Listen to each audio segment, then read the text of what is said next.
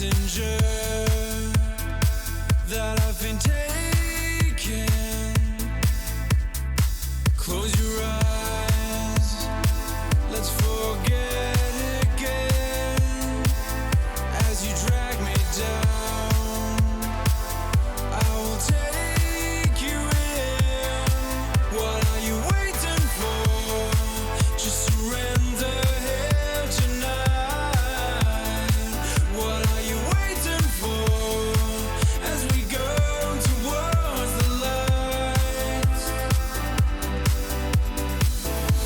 When everything is said and done, so looking for answers. If only one turn my back, the edge has gone. Left with no reason, we come undone.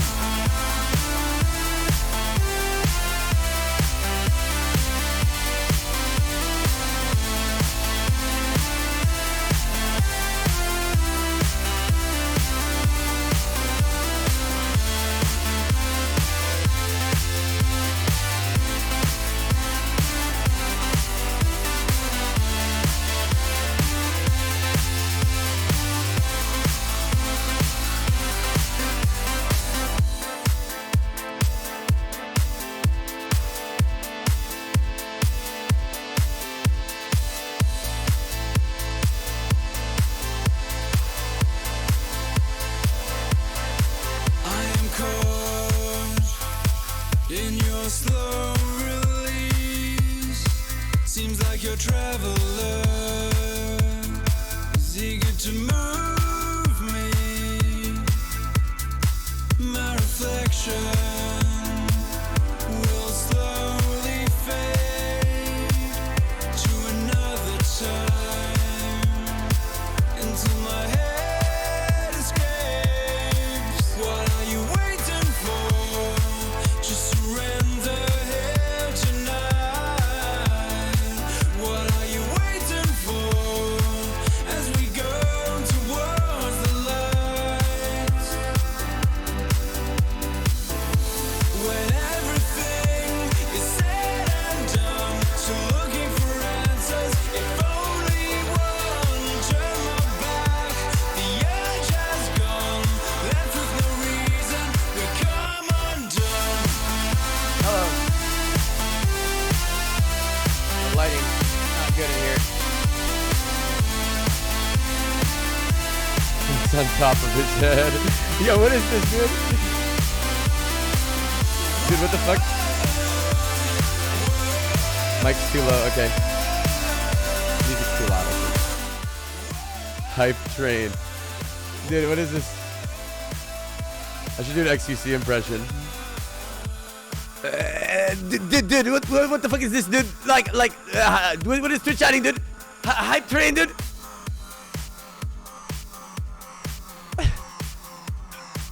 I look happy. Thanks. What is the hype train? Explain. Where's my webcam? Is it here? Oh, there it is. I'm very dark. I'll brighten it up, dude. Dude, holy shit, dude. We got level 1, dude. Oh, we got level 2, dude. Oh my god, dude.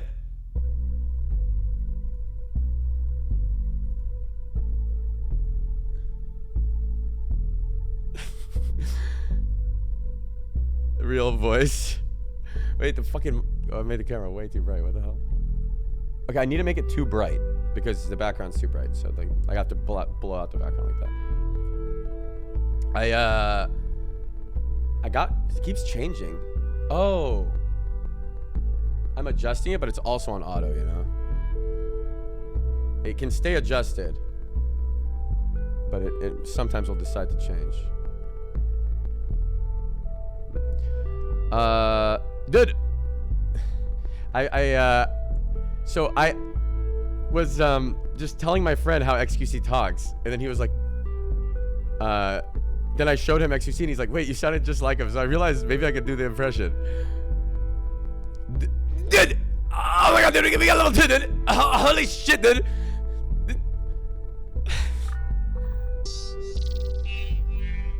I haven't. The thing is, I don't actually. I hang out with XQC IRL, but he doesn't talk like that most of the time. Because he's not as like fucking like this dude, you know? But I haven't watched his stream. I can't watch that shit, dude. Dude, I can't even watch that shit, dude. Like, what am I gonna do, dude? Like, I can sit around like just looking at that, dude. I have things to do, dude.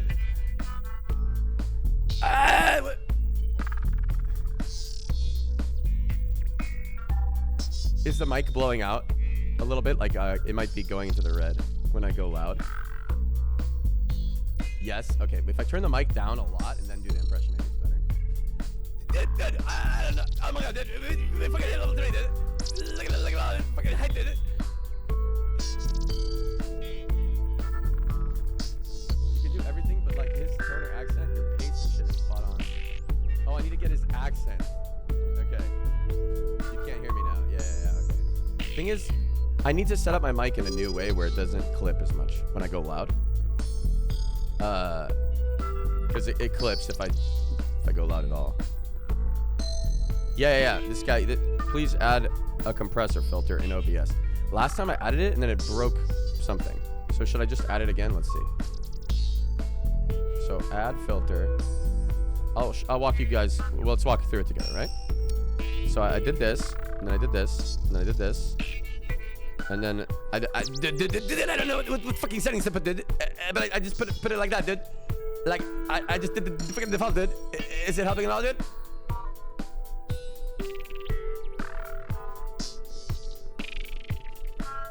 Did it work? It's the same. But let me yell. Hello! It's not blowing out now, is it? Is it still doing the clip? Oh, it's telling me it's clipping. It gives a red light on my Fireface UCX. Dude, can I just... Maybe I could do it not in OBS. Holy shit, dude. We got fucking level 5, dude. It's much better now? Okay, that's good. Wait. Fireface UCX compressor. So I have this thing here, sluts. How do I? How do I do that? I'm supposed to talk to the doctor right now, dude. Oh, he said he needs 10 minutes, dude. That's fine by me, dude. I'll talk to you guys for 10 minutes, dude. Dude. Now slam the compressor. There are downloadable plugins. I just did it. I can help you off stream later. Oh, thanks, Andy. What's the wrong? Oh, Greek. There's a way to make it so your mic doesn't clip. You know, the compressor thing? I don't know if you do it. So you can just yell. But then I have like a fancy thingy. I have this. And it's telling me that the mic is clipping. Okay. And I know this thing, I should be able to do good things with this thing, dude. It's fucking $1,600, dude. And my mic is fucking shit, dude. Like, I can't be fucking with this shit, dude. Dude, it's red light the whole time, dude. Fucking always red, dude. Stop? Okay. Yeah, because people don't tune into my stream to be, like, hyped up like that, right? You just want to chill.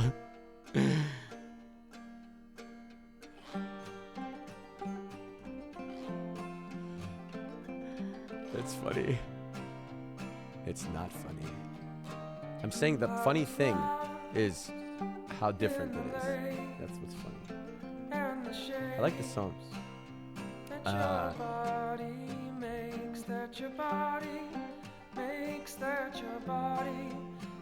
found this song through some cam girl. She posted that she liked this song. It was like... Wait, who's Emily Gray? Is that the one who was in Entourage? It was Emily something else.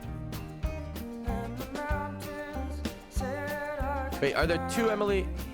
Which one was the one on Entourage?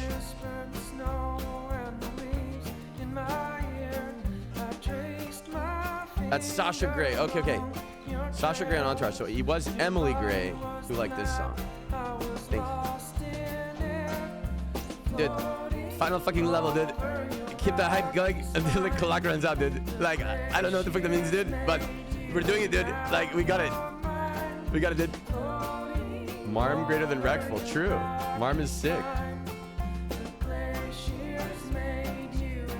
Dude, song name? It's Your Rocky Spine by the Great Lakes Swimmers. Do I read my personal email? Yes, I do. I got 63 applications to Everland in 2020 so far, and I didn't even ask for applications. And I've looked through most of them, not all of them yet. Dude, fucking people don't fucking work on Everland, dude. I can't stop doing it. I need to stop.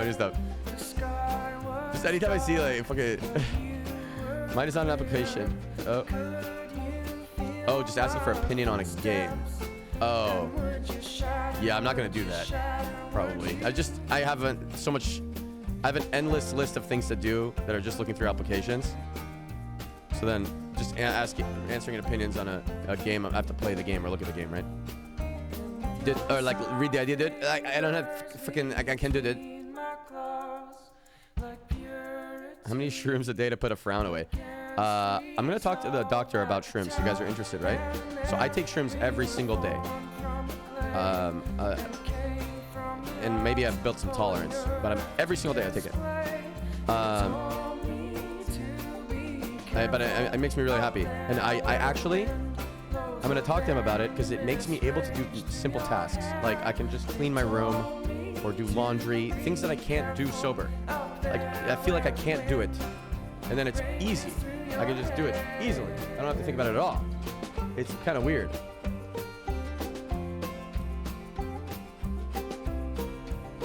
Just 1 gram a day, yeah.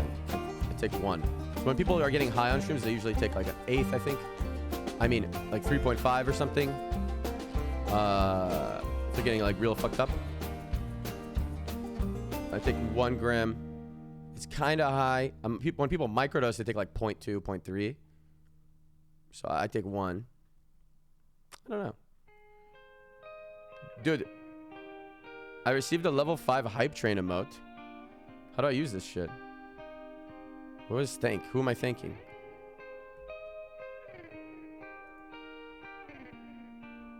Hype unicorn 2. I actually kind of like that emote, dude. Dude, we got all these fucking emotes, dude.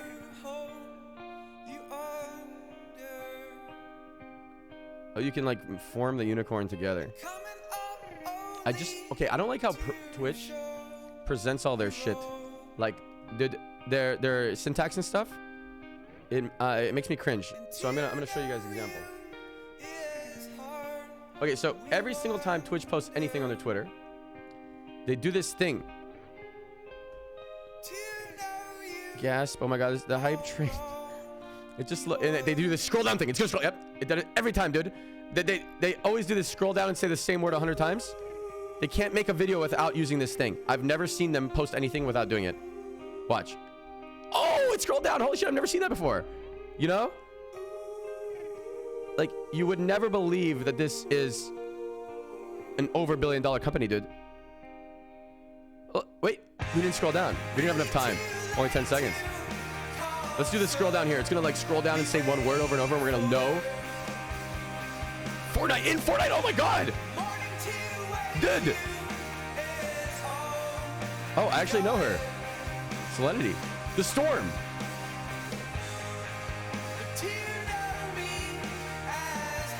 Dude, is it gonna scroll down and tell me something? This year? Oh, this year! No way, dude! Tell me another thing. It's actually fucking pathetic, dude. Like, if I was running this, I would do such a better job than this, dude. My Everland gets more likes on their tweets than fucking Twitch. Dude, 1.3K, dude? Like, what are you doing, dude?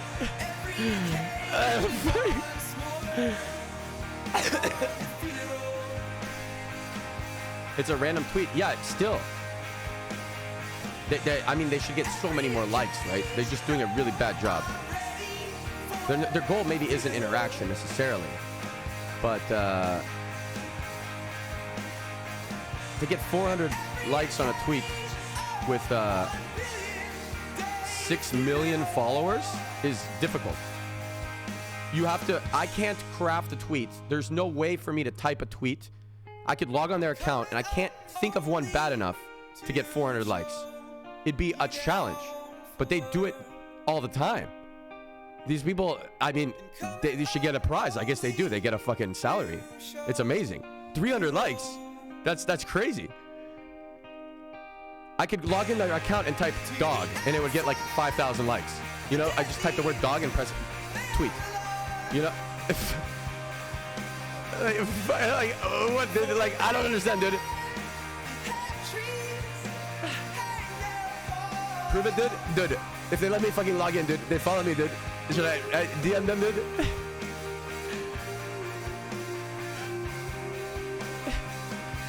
Stop acting young and hyper. Yeah, I'm sorry, dude. Dr. K said 5 minutes. Thanks for your patience. I sound like a myth doing an XTC impression. I'm fine. Okay, yeah. I kind of like saying dude. Dude is a good word. Dude. It's really funny to me.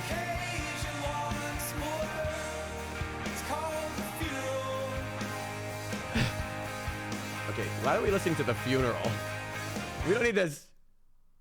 Dude. What should we listen to?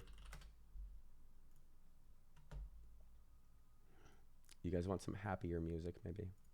Maybe some calming, maybe something very calm. You know, we can completely change the atmosphere with just a song. Yes. Let's see, dude. Okay, so I'm about to talk to Dr. K, right? My camera looks like shit. The reason it looks like shit is I have a really bright background. Dude, I need to get a light in front of me. I don't have one right now. So what do you guys think I should do? Should I actually move the camera and put it to my side? Like right here?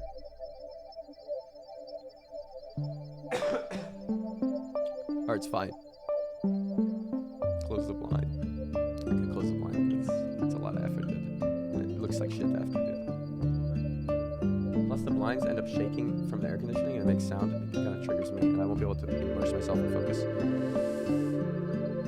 You might not be able to see my facial expressions. It's true, yeah. I could just put it closer. Let's move the camera around this test. Hold on, dude. I really need to blow my nose, dude, but you should do that too, but hold on. Blow my nose first and then camera. Or you guys can just look. You guys can just look outside. Make it dark. It's dark, dude.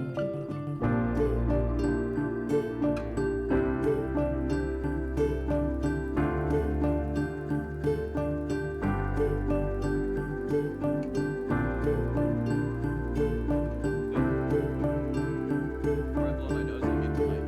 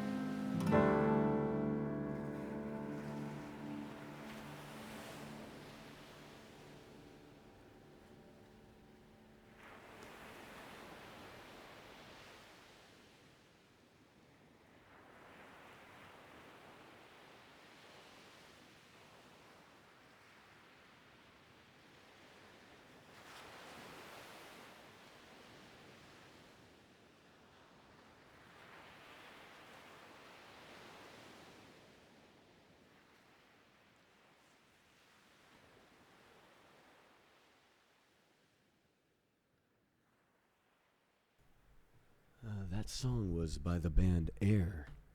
It's called Alone in Kyoto. More coming at you right after this.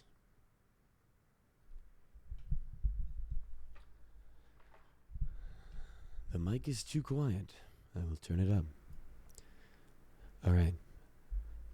The next song.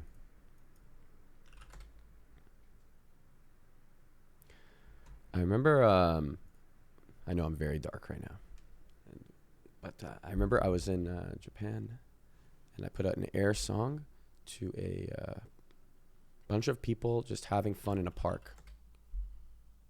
I kind of want to find it, but I guess another time. It's fine. I'll show it another time. It was the most wholesome shit I've ever seen. It was just a bunch of people dancing in a park. It was nice. On a Saturday. Like having picnics. There was this song.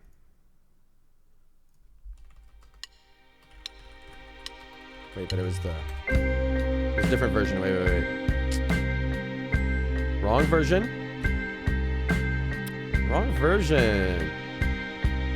The right version's not on Spotify. Okay, hold on. Maybe it is. It's not coming up though. Left version. Let's see if Dr. K's ready. No, he's not ready yet. He said 5 minutes. It's been 7 now. It's fine. I'm a little more punctual than the doctor. And I'm not exactly the most professional guy you'll ever see. So, there you go. It's dark. Oh, you think so? Maybe this is exactly what I intended.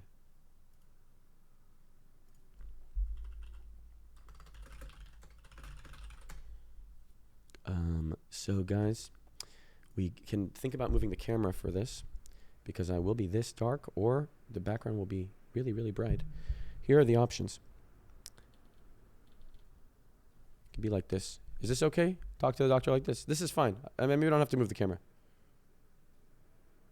Huh? Okay. Let's do my hair. I want the doctor to see me looking good, you know? It looks like I have my shit together. See, I got a little bit of hair I can work with here. Yeah. There we go. Imagine having this little hair, chat. Yeah. Okay. There we go. Yeah, looking good. A little less bright. Yeah, it changed. Okay, I need to turn off the auto adjusting.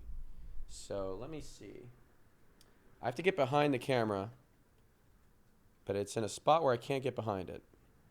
Hold on. Just auto exposure. I want it off, dude. I want to do manual. Dude. Fuck, dude. Maybe it's doing auto okay. Oh. It's okay now. But it keeps changing. Ready? Are you guys excited? Is there any problem with the compressor thing I put on the mic? Is the mic still working well? Last couple things before we start. Mic's working. Okay. Sounds great. Okay, a little bit low. Okay. Good feedback. If it's a little low, I can go here and turn it up. The gain is now. Is this a little bit better? Hello, hello. Test, test, test. Boom, boom, boom. I sound like Bruce Willis today. Oh, thanks. Much better. Okay, good. Okay. You're ready to face your childhood demons. Me fucking too. So my things I want to talk to him about today are a couple memories from my childhood, but I'm going to dive into, I don't want to dive into them right now. I'm going to like go think about it once I'm on the call with him. And what else do I want to talk to him about? I want to talk to him about, I've saw him talk to Destiny about mushrooms a little bit, but he hasn't done them himself.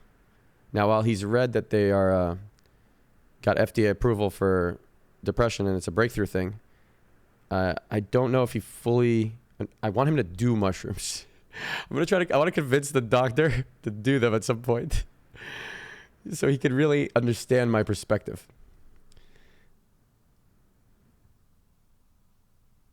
That's retarded? No. I think it would be good because if they're getting, right now they're getting approved as, maybe he doesn't have depression, but still he could kind of understand from doing it once, right? It's not retarded. You can kind of see what it does to your brain. Ready? Oh, he's ready. Okay. So I have to turn off the OBS version of the camera. So go like this, dude. And then like this. Because we have to go in Discord. So we're going to deactivate it here. And now, I'll call him.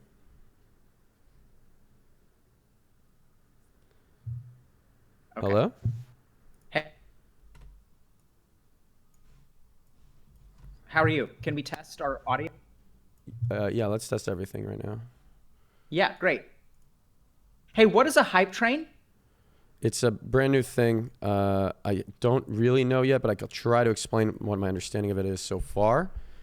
I think Twitch is trying to incentivize people to subscribe. So what they're doing is when some other people have subscribed, they're lowering the cost of subscription by a increasing percentage as more and more people subscribe. Lowering the cost of subscription. What does that mean? So it's let's say it's $5. I think this is what it is. I actually haven't read about it, but it seems to be that you subscribe for $5, and then maybe the next person gets to subscribe for $4.99, and the next person gets to subscribe for $4.98, and it keeps lowering the cost of subscribing. Okay. As people are subscribing in a certain window of time. Okay. People are saying that that's not at all what it is. Okay, I thought that would be a good idea. Is that not what it is? So what is it actually? Okay. It is a good idea, though. I think the audio volumes seem good, right? What is it actually? Yeah, the audio volume seems good to me. Okay. Yeah, so thanks for coming back on, man. How are you? How's your new year? I don't see you, by the way. You're not sharing video. Yeah. Okay, hold on. It's very windy outside. Actually, Alexa, what's the wind speed?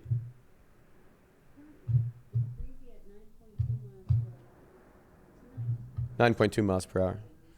I hear it. That doesn't sound like that's that fast, but I hear it pretty crazy out there. Okay, can you see me now? Yeah. I don't see you. I'm really bright now. You still don't see me? Oh. No. Turn on. I have to hit the turn on camera button. Okay, Boomer. That's an important button. Okay. By the way, there we go.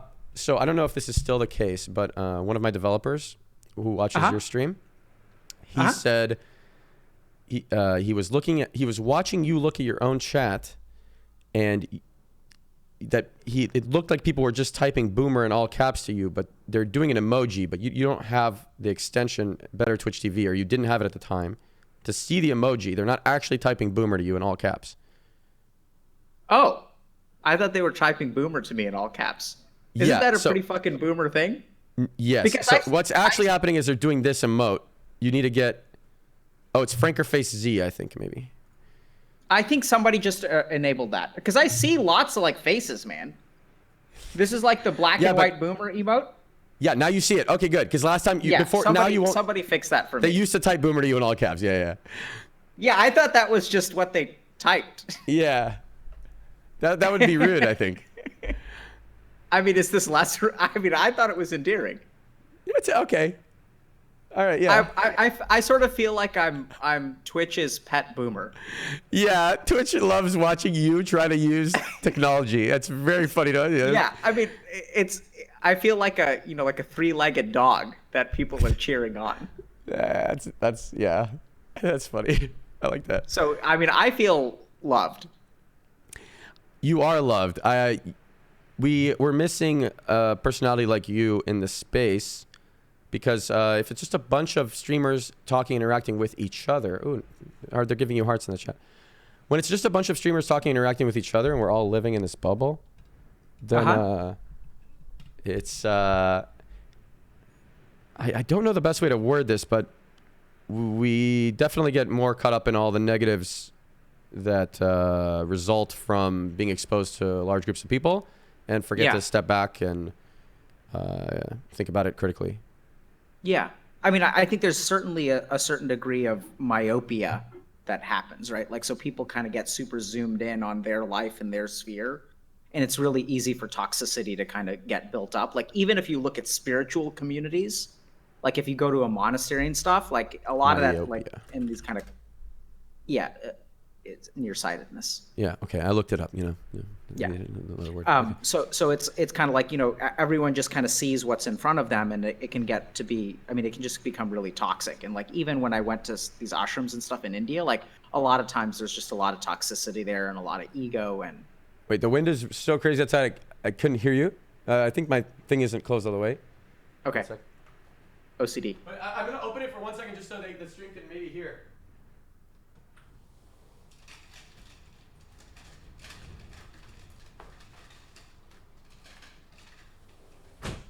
Okay. Yeah, it was open a little bit. I don't know if you heard that. Okay, we're good now. Yeah. So how was your New Year? Okay, so this whole going into the holidays, I was worried because most years when I'm going into the holidays, it's a lonely experience. And it's a lonely experience because we never celebrated any holidays in my family, and I have very little family, so I just have my parents and my brother, right? So I see like a lot of pictures of other people having fun with their family, and it always makes me feel left out. So most years I'll go visit and we'll hang out and do something, like, I don't know, we usually just go to dinner or something, but so I don't feel that as much. But I was sick also, and then I've been really sick, and then I needed to stay here, I think. I tried to get them to come here. They didn't want to, but then I just try to avoid looking at social media and seeing all happy pictures and stuff like that. And it wasn't too bad. Yeah. So it sounds like you were sick and it wasn't too bad. Is how the holidays work? Yeah, it wasn't too bad. Okay. But even if you do go home, it sounds like even if you're with your family, you feel what exactly? We're diving right in, by the way. Yeah, I see that. What do I feel? It feels like something's missing. Yeah.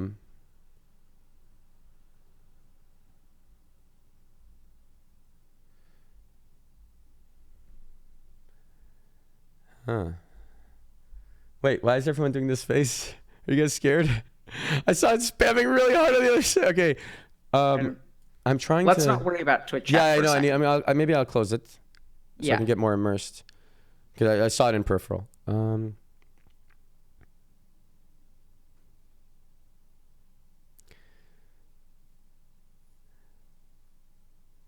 This sense of community that people usually get in family from the holidays, I guess I've been envious of it. Yeah. And even if we get together, it just feels like our family's really small, and that it's not as a happy experience as the bigger families who have more than just their immediate family. Yeah. Well, so, and how do you feel when you look at pictures of other people over the holidays? What's the main thing that I have like a FOMO feeling? So what? So let's talk about that for a second, right? So yeah. FOMO is like, sure, it's fear of missing out, but what is it about those pictures that you're missing? Because FOMO can mean different things to different people. For some people, it's like they're in a particular place. For some people, it's like sun, which is what my FOMO is like because I'm in Boston. Okay. Right. For some people, it's like there's. I just want to see a lot of smiling faces around me, I guess. Yeah. Yeah. And you keep people on, I'm close to, with people talking. I'm close to. Yeah. So you keep on talking. You use the adjective that you're using has to do with size. I don't know if you're noticing that. Why is that? It doesn't seem like size is that important for family. Yeah. Mm-hmm. But that's the words that you're using. You see that? Yeah. You've said small like 3 or 4 times when we talk about your family and going home for the holidays. Yeah. Like, my family is small. So are you seeing pictures of like 15 people smiling together? I am, but I guess that's not it. It's probably just that my brother's missing from the picture. Yep. Yeah. Well done. right? Yeah. So like if we think about when you go home, go ahead. I was trying to figure out if I can put you on the right side of my monitor. Is there a way to switch this? No, it's okay. Keep going. Okay. Yeah. Yeah. So let's think about that, right? So when you go home, you feel like something is missing. Yeah. Like the people that you're seeing are too small. Like it's like not enough family. It's not the full family. Yeah. It's not the full family. Because Reckful, is it the full family? It's not the full family. Yeah.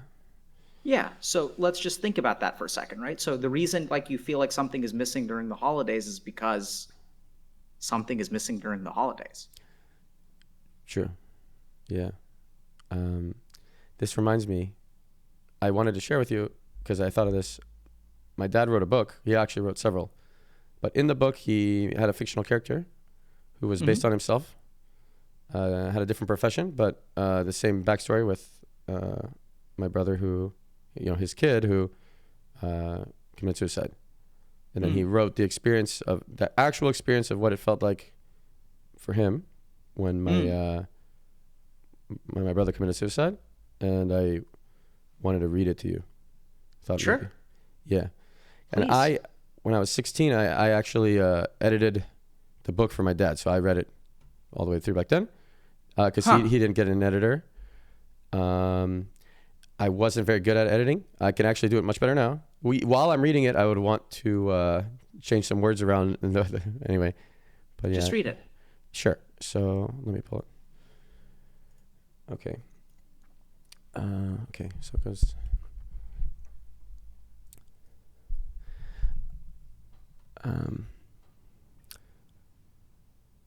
So some of this is fictional. I'll give a little bit of preface. No, I'll just go right into it.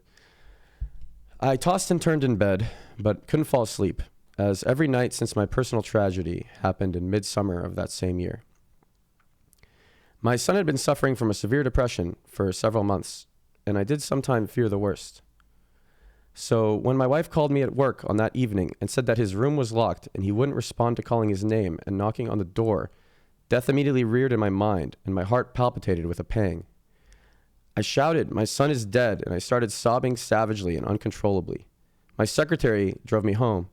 Someone climbed to the rear window of his room and broke it, then immediately screamed to call the paramedics. Leora, her name's really Judy. Judy ran to Guy's room, the secretary following on the steps. Judy came out of the room crying hysterically, her pain throbbing around me. The paramedics came and she re-entered the room with them, but they could only confirm Guy's death. I howled even more, but did not have the strength of mind to even think about entering Guy's room. I ran up and down, back and forth in the house. I stood up again, sat again, lay down on the floor and twisted in all forms and directions, but I could not escape the terrible situation. I screamed for my son and hoped that he would immediately come out of the room. I saw Judy breaking out from Guy's room, dashing past everyone in the corridor, ripping out her hair, and rushing to her bedroom, door slamming behind her. And I still twisted around in frenzy. This is not true. How do I get out of this nightmare? My mind raged. Where do I hide now for eternity? At nights I could not sleep, daydreaming deliriously about my son in conversation and activity with me. During the day I had to face all those annoying friends and colleagues who honestly, with good intentions, were torturing me with the meaningless words, all of them repeated endlessly, as if they had rehearsed together. You have your family to take care of, as well as your police work. Be strong. Someone's calling me. What? Sorry, 1-800 number is the worst thing. As if I needed to be told all this. Were not for these cursed obligations, I would emulate Guy's suicide and be immediately released from the pain. And anyway, how could I betray his memory by tending to things as meaningless and trivial as personal achievement, status, and career? The constant, unbearable, relentless pain weighing down on my chest like 100 tanks parked on it, and the need to perform work and other daily duties was now utterly meaningless. To watch people going places, coming back, talking and toiling for reasons that now completely escaped me. What is the meaning of all this hassle and tussle? I am dead, and these people continue their daily occupations, and I have to watch them and their utterly stupid ambitions and activities to get rich, to be powerful, to do this and that. What for, as life has already ended? And why is it that I'm dead and they're alive? And why is it they have sons to continue their existence after they're gone? And where's mine?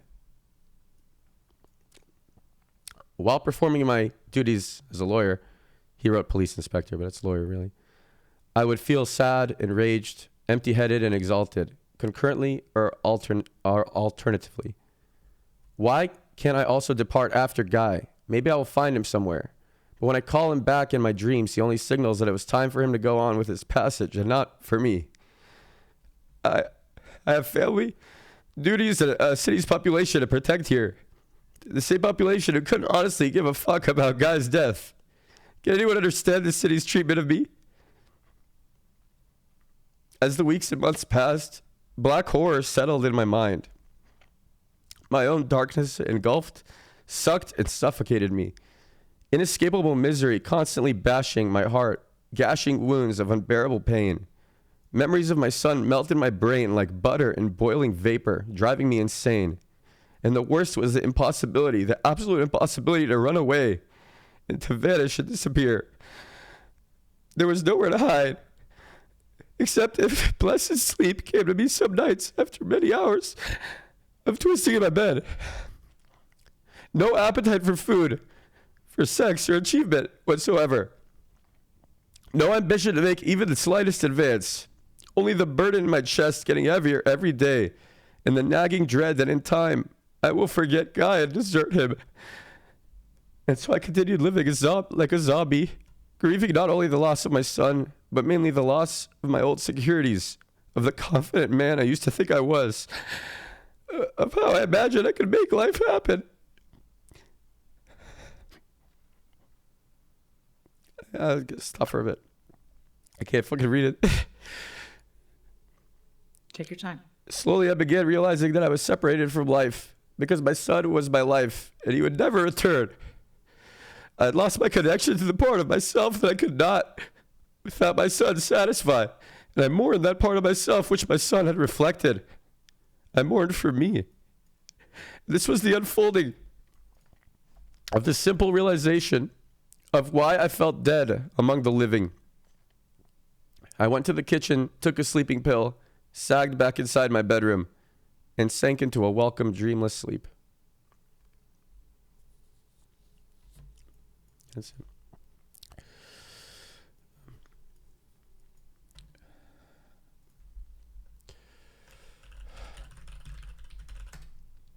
Thanks for sharing that, man. Yeah. Someone asked who wrote that. My dad wrote that. It's $0 on Kindle if you want it. I'll link it in the chat. So,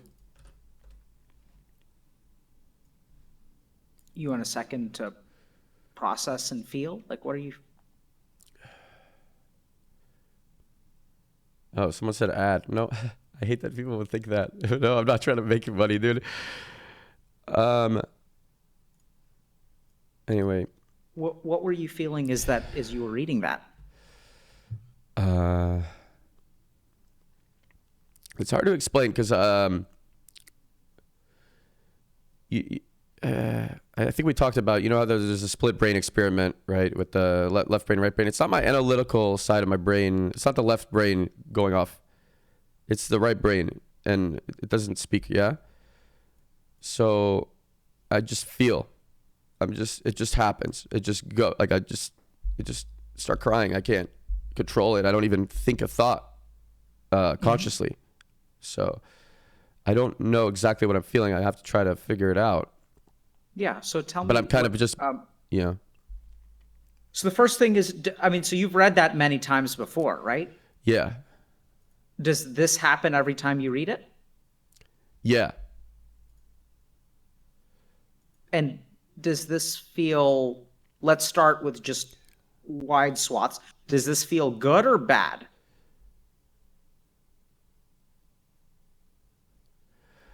Well, when I was really depressed, it would feel good because I felt better feeling something and just crying than being completely blank.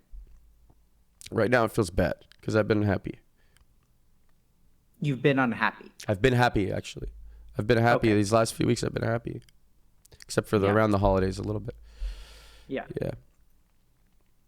Yeah. And so Do, so what I get from you is a profound sense of sadness and loss. Yeah. And I think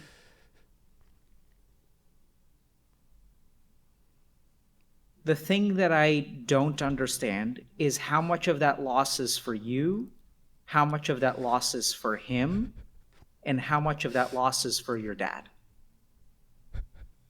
I feel bad for my dad for sure. But I don't know.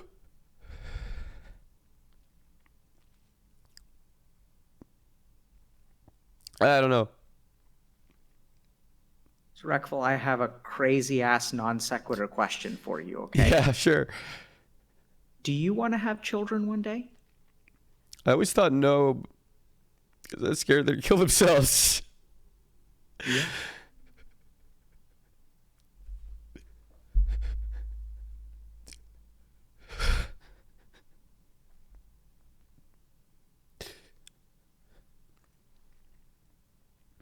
So this is important. You're doing good, by the way. Thanks. I want to And blow my I was nose. ready to jump into the water, but boy, did you take the high dive. Yeah, I thought I wanted to do. Yeah. Do it. So there are a lot of different directions I can go right now, but I think I'm going to zero in on this one thing, and we can explore the others later in terms of what you're feeling and how to process those. Like there's a part of me that says that we should talk about helping you through those feelings, but there's another part of me that says I want to go to the core of this. Okay. So when you think about having children, Yeah. that is a choice between life and not life, Yeah. living and not living, right? Huh? And it's the same choice that your dad makes. That's the same choice that he can't make because he lives as a zombie amongst a world of regular humans. And he's like dead on the inside, and everyone around him is alive and living with their petty ambitions and joys and fears. And you just can't engage in that life. He can't. And there's a really dangerous thing because if you move towards life again, that means that you're leaving Guy behind.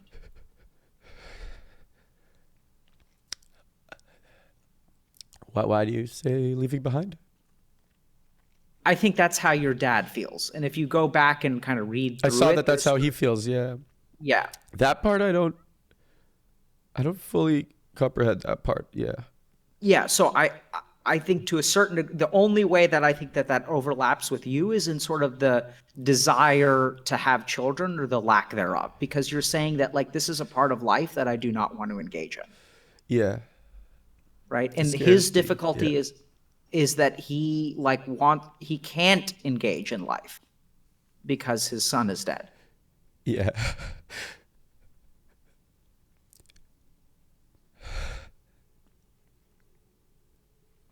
What are you feeling? I had a thought that I thought I'm still here.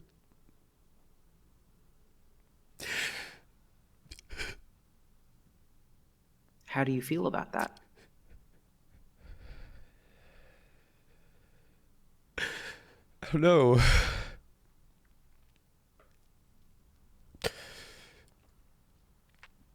I want to blow my nose. Okay.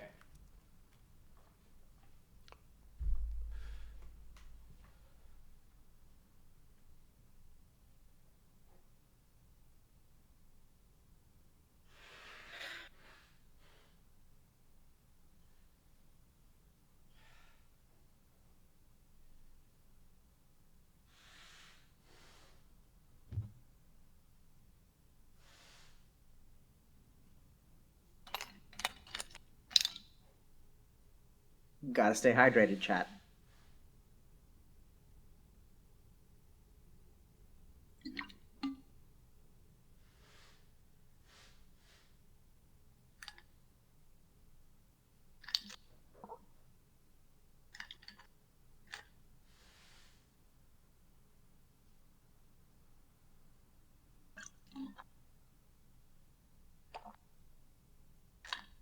If you guys feel like crying, you should cry.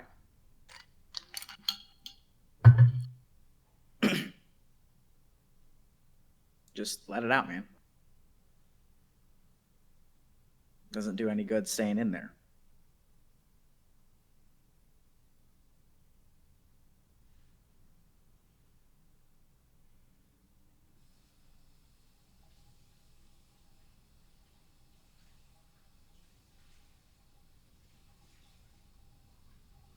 We'll talk about why I smile. We'll ask Reckful.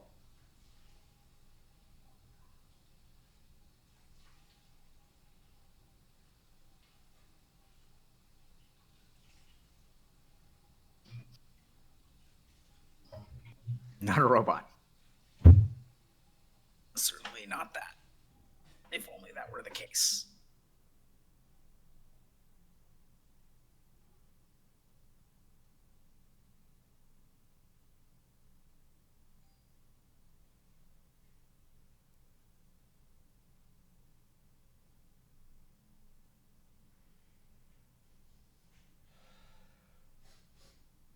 Okay. Long nose break, huh?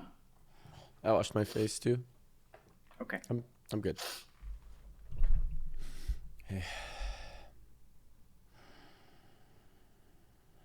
Can you hear me, or you need headphones? I don't. I can hear you without. Yeah, I have it set up where I have it always on the speakers and also. Oh, got it. But yeah, I forgot I didn't have them on. I didn't know if I was talking to no one. Yeah, I get it. So,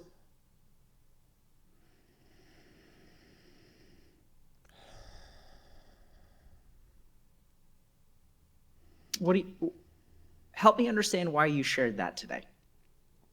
I think it was great that you did. I thought it would give you a lot of insight on my past and experiences, and from a perspective of an adult at the time, because I was young. And then, Yep. like maybe what my childhood might have been like after that. Mm-hmm. I think it says a lot, and at the same time, but that's not a perspective on your childhood, right? That's a perspective on your dad.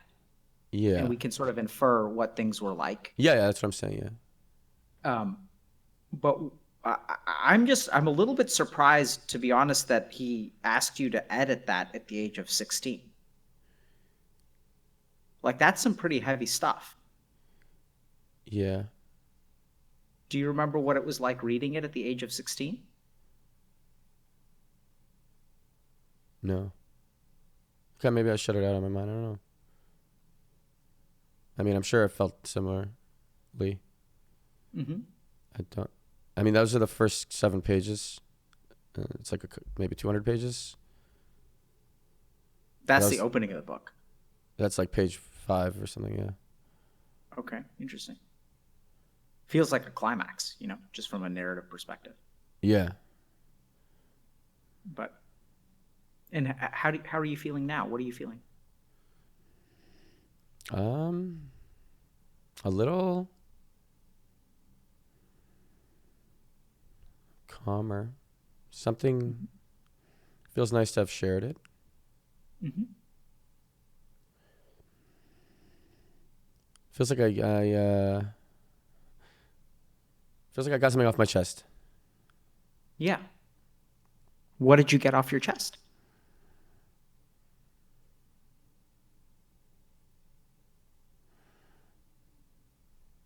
I wonder. You already know. I don't know. I'm trying to figure it out. Something. Yeah. Something. So let's think about that. So the first thing is, you've read this before, right? But when you read it before, you don't. Let's try to start actually by helping, maybe trying to understand like what is going instead of sort of defining specifically what you got off your chest or how you're feeling better or what is feeling better. Let's try to understand how you're feeling better, like what's going on inside you, not from a specific sense, but like what are the mechanics of this situation. Mm-hmm. So you've read this before, and it evokes feelings of negativity usually, right? And sometimes when you're feeling depressed, it can feel good because you say you feel something, but I suspect that when you're depressed and you read that, part of what feels good is resonance. It's kind of like when you have a breakup and you listen to like breakup songs, they hurt, but they also feel good because it's like resonant with the way that you feel. Okay. Does that make sense?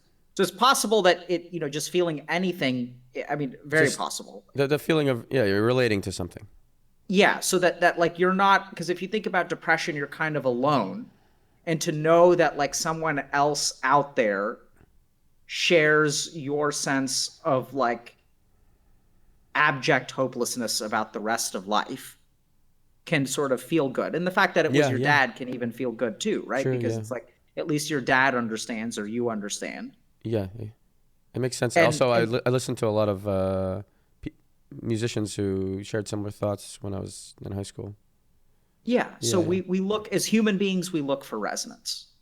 But that's not what's happening here, right? So sometimes you read it and then you feel these negative emotions, but there's no metabolism. I get the sense that you're metabolizing something. So I have What a do you mean by that? sense, yeah, so that you have this thing inside you, right? Like this thing that is a zombie. I think that's a great way to describe it. So for your dad, losing a son zombifies him entirely. But in your case, you were just a child, and we sort of saw that there was a piece of you that was zombified. And that, like, this is like, sure, maybe you have bipolar or whatever. I really have no idea because I haven't like clinically assessed you for that, nor am I interested in doing that. That's not what the stream is about. But that you have something within you that like changes the way that you carry it. Like you started carrying something that day and you've carried it with you your entire life. And it's heavy and it's shitty. And there are times where you take it out of your satchel and you're like, you see it and you hold it in your hands. And those are the times that you're depressed. And so what I think I disagree with the last part.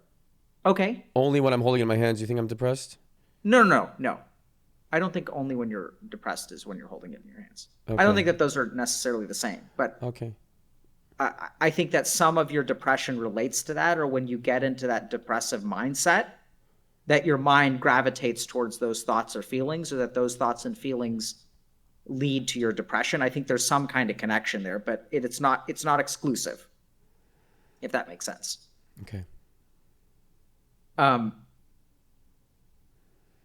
And so I call this thing a samskar. So a samskar is a ball of undigested emotion that's like kind of like unprocessed. And if we think about therapy, a lot of times the goal in therapy is to process our experiences. And so not have them with us in kind of a raw form, but to like understand them and kind of like process them so they no longer like weigh on us in the same way. And I think something about this very like public sharing, and not necessarily that it has to be public. I mean, you could have read it just to me, but I think there is some strength in sort of like you sharing this and bringing this thing within you to light, because it really thrives in the darkness. It doesn't thrive in the light. And if we think about experiences, What do you mean by thrive for this thing? I mean, I think it grows and it sustains itself as long as it's hidden. Okay. And that if when you if I share it, then it can help it go away. Yeah. So I think, I mean, if we think about, for example, funerals and the grieving process, the grieving process is semi-public and semi-private.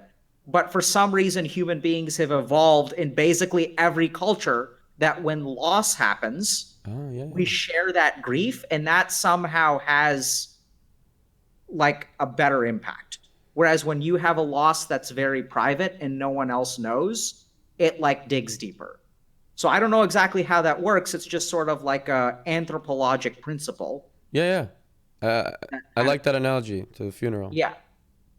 And so I mean, when I think about your family, I think when you guys go there, the reason that something's missing is because something is, to be blunt. And secondly, because I don't know if you guys ever talk about it, right? We don't. But there can be like union and community and strength in all of you guys sharing your feelings and like actually acknowledging that you miss your brother and that he's gone and that it's shitty that he's gone. And your dad, go ahead. I'm curious what you're gonna say. Last, I'll let you finish first.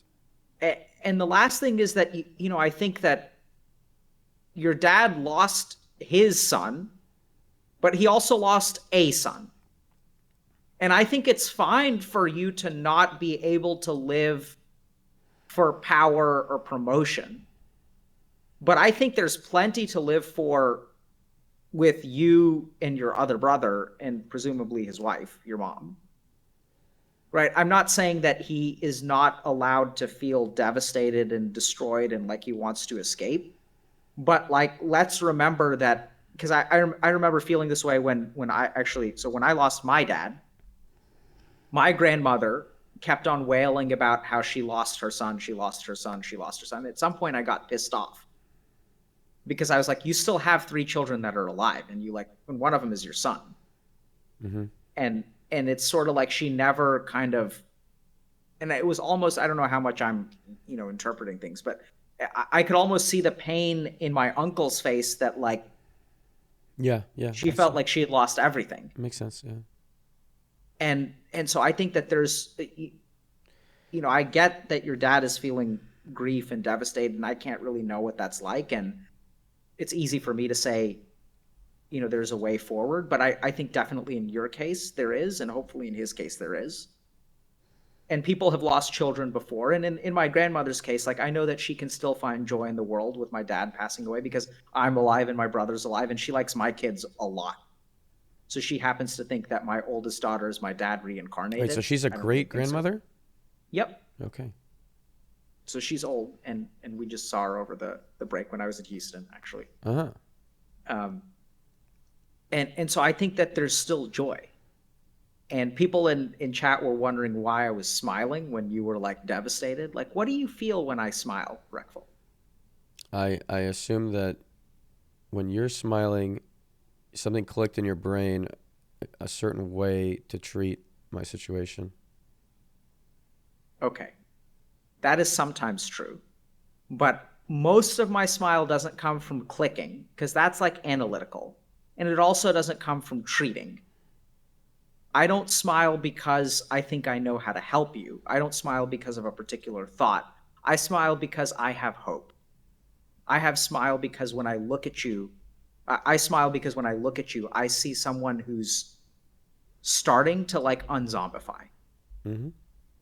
I am starting to unzombify. Yeah. And I smile because I can see it happening, and it's a beautiful thing. Thanks. I smile because I ask you the question, are you going to have kids one day? And I hope the answer is yes. Maybe later because you're going to know a joy that I don't know that it's going to outweigh any grief because I haven't lost a brother yet, but it sure outweighs the grief of losing a father. And that your life can be full. I'm sorry you lost your father, man. That's okay. I mean, it was his time. I'm cool with it. It was his time. But what you were saying about how your grandma thought she lost everything when your father died? Yeah. And that your uncle was sad. Mm-hmm. I don't feel sad about that because if your uncle had died, maybe she would have, I assume she would have also felt like she lost everything. I think she could have lost any son, or daughter, and feel like she lost everything. Same with my dad. Yeah. If he had lost me, he would also feel like he lost everything. Or if he had lost Gary, he would also feel like he lost everything. Mm-hmm. I think each of us is everything, you know? Mm-hmm. Yeah.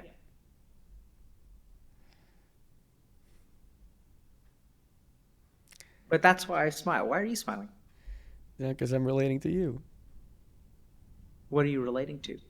Loss of a family member. Yeah. I'm curious, have you ever talked to your dad about that, what he says about the dream? Is that... No. You said something about like when he says he has a dream where he sees Guy and Guy tells him that it was his time. Yeah, those kind of things I'm more interested now that you mentioned it. But usually I dismiss it all. Try not to think about things like that. But dreams aren't... Why not? Why do you dismiss it? Not sure. I'm trying to think about it. There's a lot of things I dismiss in my life all the time and avoid or ignore, and I've recently started doing it less. I kind of want to talk about that. Good. Like I think that's a big reason why you may be feeling better. Yeah, just little things are changing, so I'm able to like clean my room and like do laundry and just, I don't know, put things away. And those things were always very hard for me. Mm-hmm. Like it would weigh on me to do it. And now I do it. I'm like, oh, I see the benefit of this. It feels better in here now. Yeah. But why did I bring that up? I brought it up for a reason. I think it's very important.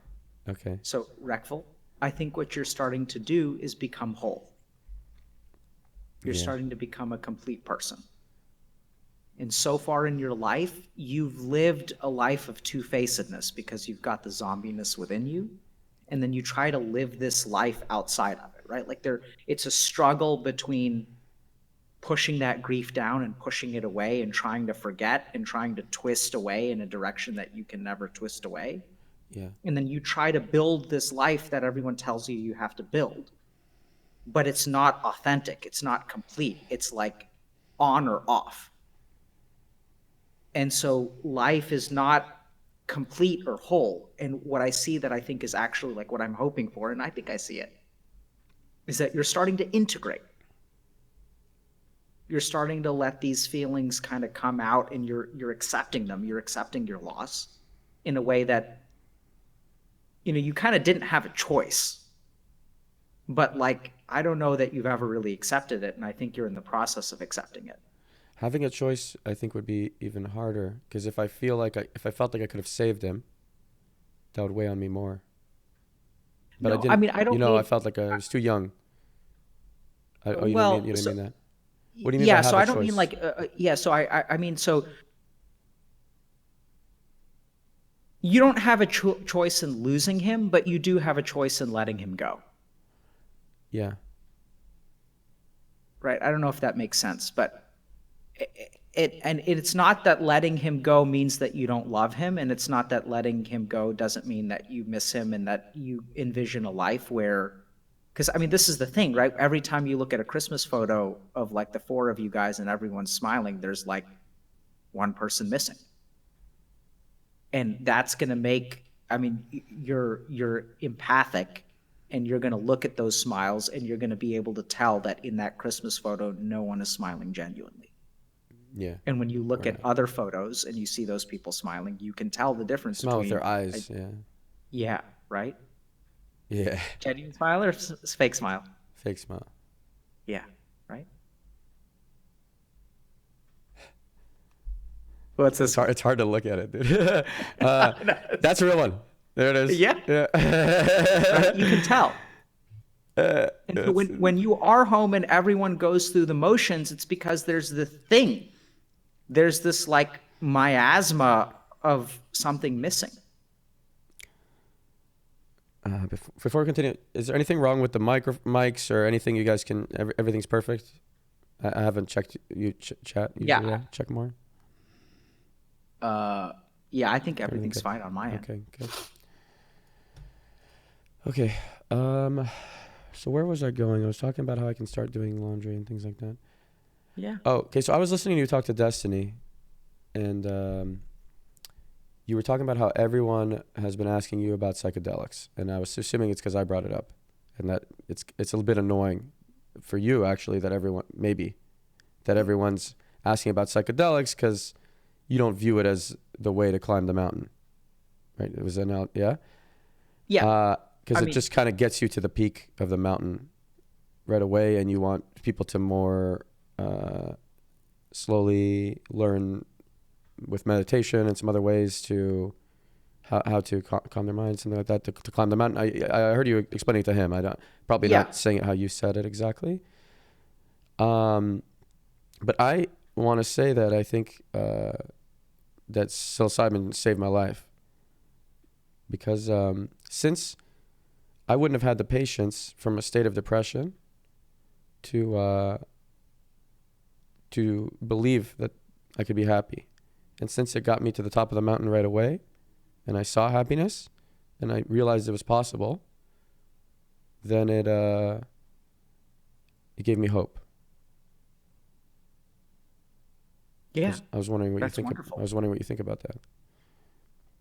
I mean, I think that's great that happened to you. I think So to be clear, I don't want people to use psychedelics or not use psychedelics.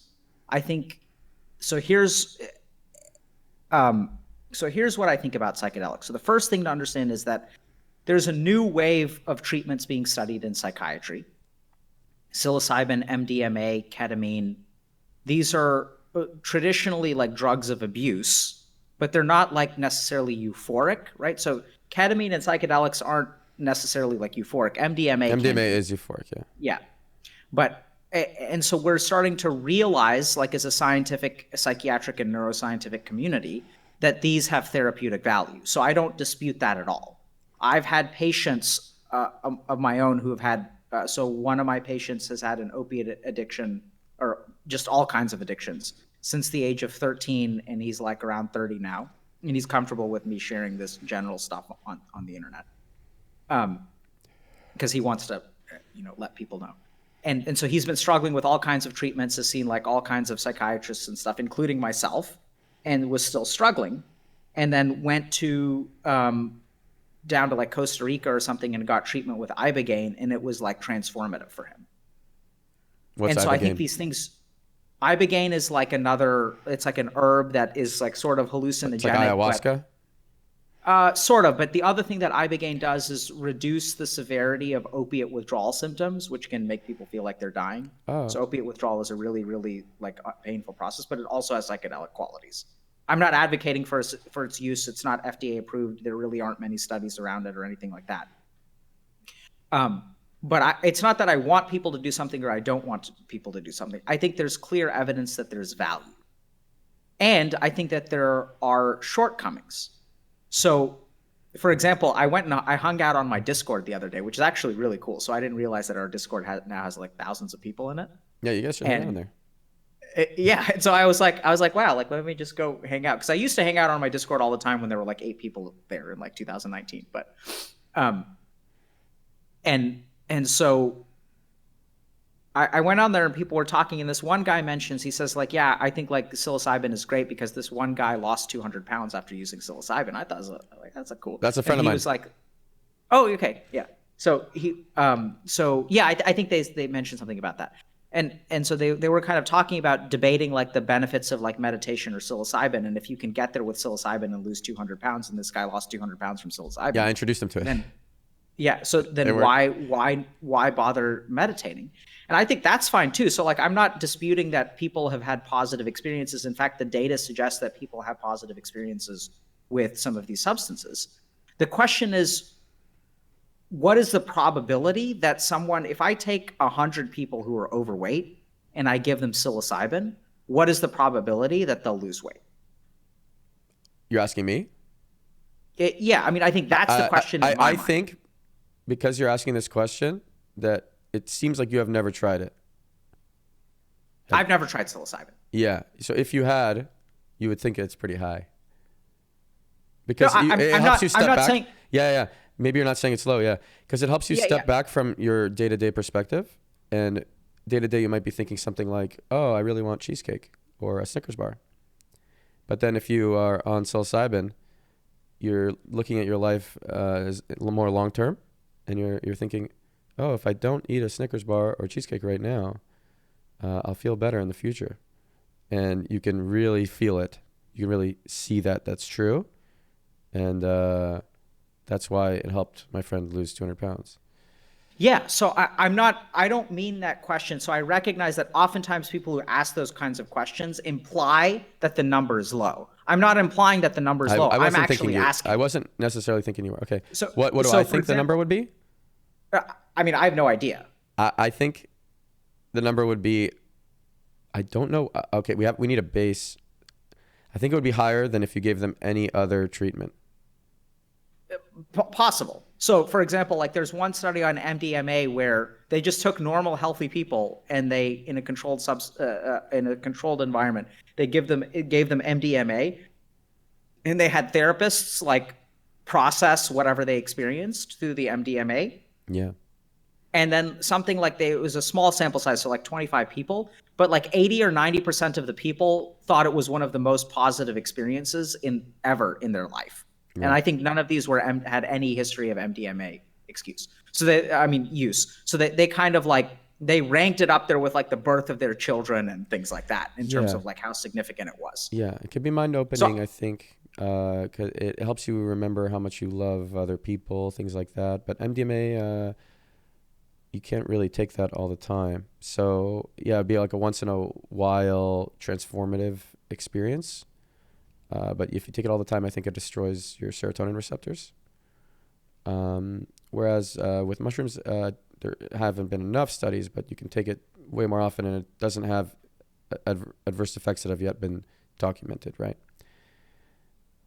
Yeah. So I mean, my general take, first of all, is that we don't know, but there does seem to be good suggestions of therapeutic and useful indications. I mean, I have lots of friends who have used hallucinogens and stuff like that and really love them and swear by the experiences they've had. I want you to try psilocybin at least once, because then I give you so much perspective. I mean, it is getting FDA approved, right? And you need to know what you're dealing with. If you're talking to a patient who's going to try it after it's completely legal for depression, then for you to really put yourself in their mindset, you would have to have tried it once.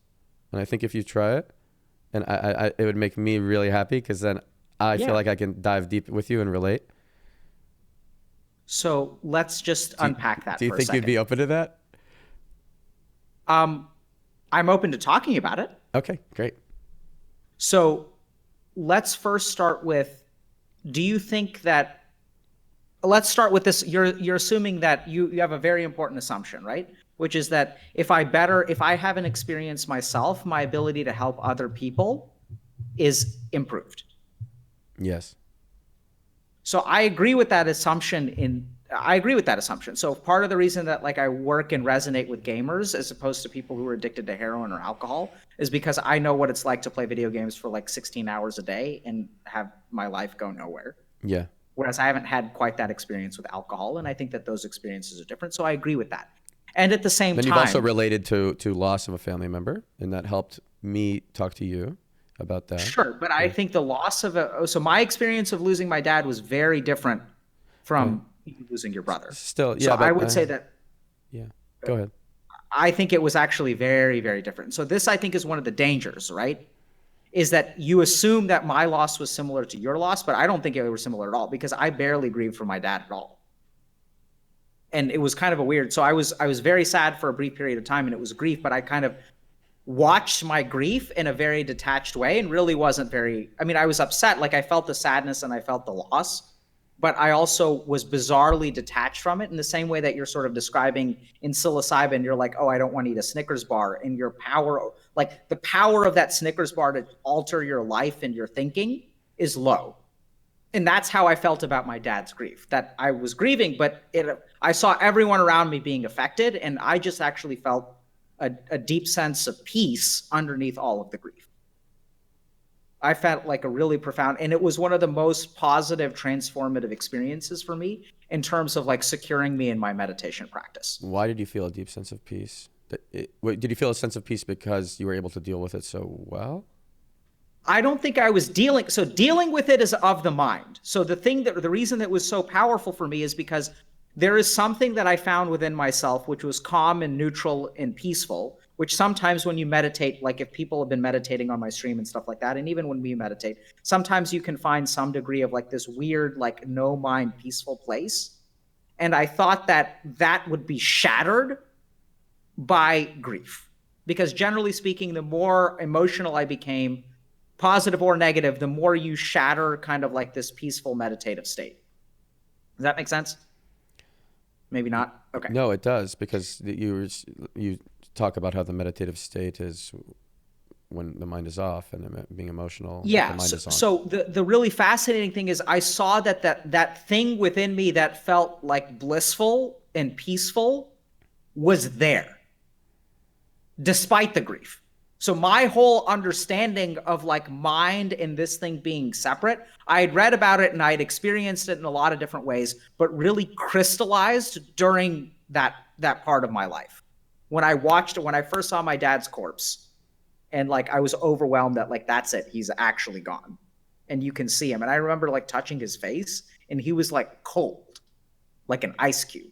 And it's such a strange experience to like have someone who you don't even realize, like you touch people all the time, especially your family members, and they're always like warm and soft, right? Like it's kind of weird. Like when you shake someone's hand, their hand isn't cold. It's like there's life in there. And like when I touched him, I remember thinking like that life is gone in such a shocking, I mean, it sort of hit me there. I saw him, but it was really when I touched him that I was sort of like, it hit me that this guy is gone and that he will never be here again. And I'll never be able to talk to him. Yeah. And I had a lot of grief and stuff. Not really so much for my loss of him, but the thing that I was the most upset about is that he was, I remember the day that I got into medical school, he just started crying because I had been struggling to get into medical school for a while. That's and he was really kind cute. of worried about me and stuff like that. Yeah. And I'd seen him cry like that. I mean, he just like broke down and he said that you're going to be amazing. He's like, nothing is going to stop you. You are amazing. You're really, really good at what you do. You help me a lot. I've talked to a lot of psychiatrists. You're my favorite one. And so he saw that, right? He saw that, like, you know, when I had a 2.6 GPA and was struggling to get into medical school. I never thought I'd be faculty at Harvard Medical School. Yeah. And he said, like, nothing is going to be able to stop you and that you should do good and you should help people. That's really cute. Yeah. And so what I was sad about is actually that he didn't get to see that. So 8 months after I got into medical school, he passed away. And so the thing that makes me sad, like I remember like the day that I can relate to that a lot actually, because I'm worried. I want my dad to see me happy. I'm sorry? I want my dad to see me happy before he dies. Good. I hope he's seeing me happy now. Yeah. Yeah. So I come back to my earlier question, Reckful, is do you want to have kids? Well, I think now, if I could stay happy, then, and let's say like 5 years go by and I'm still stable, then I would want to, Yeah. So I'm not, pressuring you to have children, but I think it captures a lot of, I think if you decide that that's the right thing for you and you have children one day, I think a lot of the things that we're talking about in terms of your dad being able to see you truly happy, it's going to bring up a lot of sense of sorrow and loss, but there's going to be like the other side of the coin. Yeah. And the goal here is to live like an integrated life where you have sorrow and pain and suffering, and you also have not just endurance, because most people just tank their way through it, right? But that you have joy and accomplishment. And that all of these things, like life is about all of those things. And the more that you bring all of those things together, the more complete your life will be. And the goal of life is not the avoidance of pain and suffering, right? Because that's what we gravitate towards. We want an easy job. We want more money. We want more comfort. We want people to love us. We want to be like respected and loved and all this kind of stuff. Yeah. But you want the whole spectrum. The shitty and the good. Yeah, I feel that because, like I was saying before, well, yeah, the days that it's hard for me to put it to words, but the days where I'm crying about something make life feel meaningful for sure. What I really want from life, I want to feel connection with people. Working on Neverland, it's been making me feel like I'm with people together to accomplish a goal. That feels amazing, and you don't get that as much from streaming, because streaming is more of a solo job for most people, and it's isolating. Whereas like game development's all wholesome and happy. I love it, so. That's why I've tried to transition a little bit. Still like streaming once in a while though, because sharing emotion feels great. Yeah. And so like this is the thing that really blows my mind is like we've always thought that, I mean, this isn't therapy, but that generally speaking the sharing of emotions and like airing, our deepest, darkest feelings and thoughts and stuff should be done in private. Like what the fuck, man? That's really, it's the worst to just keep it private. I think. Right. So I think in my mind, like this stuff grows, and this is kind of what I was saying and you had expressed some confusion because I don't think I was being clear, but that like these things, like our negative feelings, when they exist within us and we don't show them to the world, they actually compound. And there's a really interesting example of this, that two sides. One is that if you think about trauma, so when I work with people who have a history of trauma and they like, if they've been like abused as children and the abuse is ongoing, it's private and it kind of like lives inside them and no one ever sees it, and it just eats them alive. And the longer time that goes on and the more they keep it within them, like the worse and worse it gets. Even if the trauma stops at some point, as long as that thing is within them, it just grows. It's like a cancer. Yeah. The other really interesting thing is if you look at the spiritual practice of mantra or mantra, I think that actually operates under the same principle. So a mantra is something that is chanted in secret. So you're given a mantra by a guru, and then you chant it. You don't tell anyone what it is. And my experience of mantra has been like the more private that I keep it, like the more it sort of grows within me. And it's kind of like I don't let it out. The only difference is that it's positive instead of negative, which is kind of like really interesting. But I think that there's just this general principle about human beings and psychology that like what is within us, like we don't let it out, it kind of compounds. Yeah. And I think that there's a big difference between, even though the emotions that you feel when you read that thing, because I think you knew what you were getting into, but something within you gravitated, like you just pulled that out, right? Like you're like, I'm sure you've thought about it, but like no one else, at least, I had no inkling. I don't know if you told me, No, I didn't tell you. Yeah. I knew I wanted to share it though. Yeah. So like you shared it, and then there's some part of you that knows. It's kind of like, if you give a 1-year-old like a glass of water and they're thirsty, they're going to drink it. There's some part of you that is hungry for release and to share, and to not have it be like stuck within you, because it's been stuck within you for a long time. Yeah, it really has. And so I think this is different. This reading is different. This reading has the sense of metabolism to me, that you're turning it from one thing into another thing. Turning it from one thing into another thing. So I'm trying to turn this ball of grief and loss into what? I don't think that it stops being grief or loss, to be clear. It's just, it becomes like a positive grief or loss. Like, I don't know how else to put it. So when I think about, the work that I do, like I was directionless and purposeless, but didn't have purpose and didn't have direction. We do need to think of a way to word this, because it makes sense to share the grief. It becomes a positive thing that you don't know how to word it, right? Yeah. So, I can tell you kind of what I don't know specifically about grief, but I think like what happens is the negative parts of us, and so what I've come to realize is the things that we view as negative become a part of who we are, and that allows us to be the person that we need to be. And the person that we need to be is what doing your dharma is. Dharma is duty or responsibility. I could not do my dharma unless I was the summation of all of my experiences up until this point. Right. And I don't think, now I feel like part of my duty is to help other depressed people who have been in my experience. Absolutely. Right. Yeah. And it wouldn't have happened if. Yes. Yeah, it didn't happen. Yeah. So this is what's important about dharma. It's not about pain. It's not about comfort. It's about like when the first time we talked, Reckful, my life was a summation of experiences where I needed to be something for you. And I could not be that thing for you unless I had taken my negative experiences and turned them into something that you could relate to, or that I could relate to within you, that I took the person that I am, including all of the good and all of the bad. Yes. And that's what allows me to be the person that I am, because I do understand hurt, and I do understand loss, and I do understand directionlessness. Yeah. And in your case, grief and loss, seem like negative things, and they absolutely are negative things, but they're also not negative things. They're just a thing.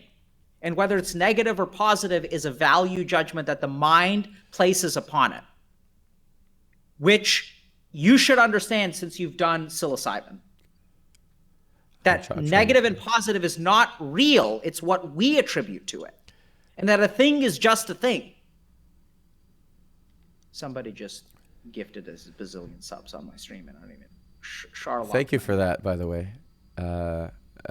People supporting Dr. K and content like this, I think it is very important. And since Dr. K has decided to, you said a lot of your colleagues were doubting that this would be a good idea for you to go online and do this. Yeah. And I'm really happy you did it, because you're AoE healing instead of single target. It's way better. Yeah, so they still don't know. Yeah, they still don't know. They'll find out. They'll find out. But, yeah, so there's a decent chance I'll lose my job if they find out, but that's okay. Not a big deal. I don't think so. Okay, I hope not. That'd be ridiculous. But right before I said that, I had something to tell you. What were you just talking about?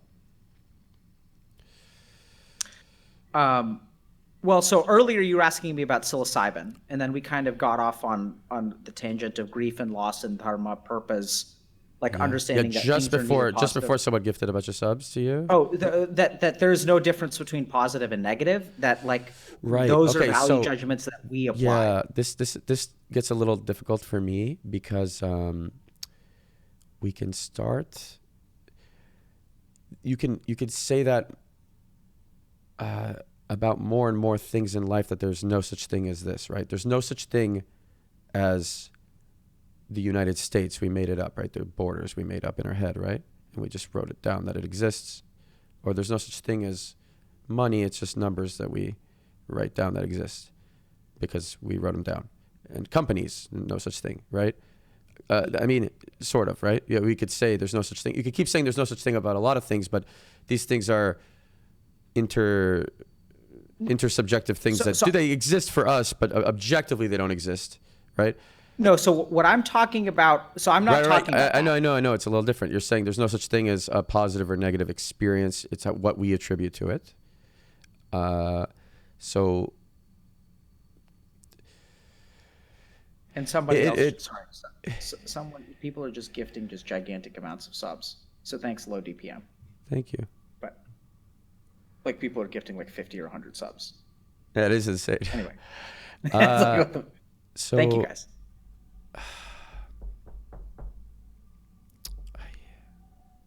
There's no such thing as a positive or negative experience. So Reckful. Yeah. I'm trying to think it through. I have to critically think about it another time. Don't think. Close your eyes. Sit up straight. Now, before we do this, my nose keeps running. Anyway, I can't blow my nose, but I'm also sick. I was sick, So so then don't worry about it. Next time. No, I want to do it. I want to do this. Breathe. It's hard for me to breathe. We won't do breathing. No, I want to do it. I'll blow my nose again, but I feel bad. I keep going AFK, but you'll have things to talk about with them while I'm gone. Okay. I'll get a drink too. I'll thank. So low DPM, dude. You have gifted like gigantic amounts of subs several times. So I'm very grateful for your support. And also, let me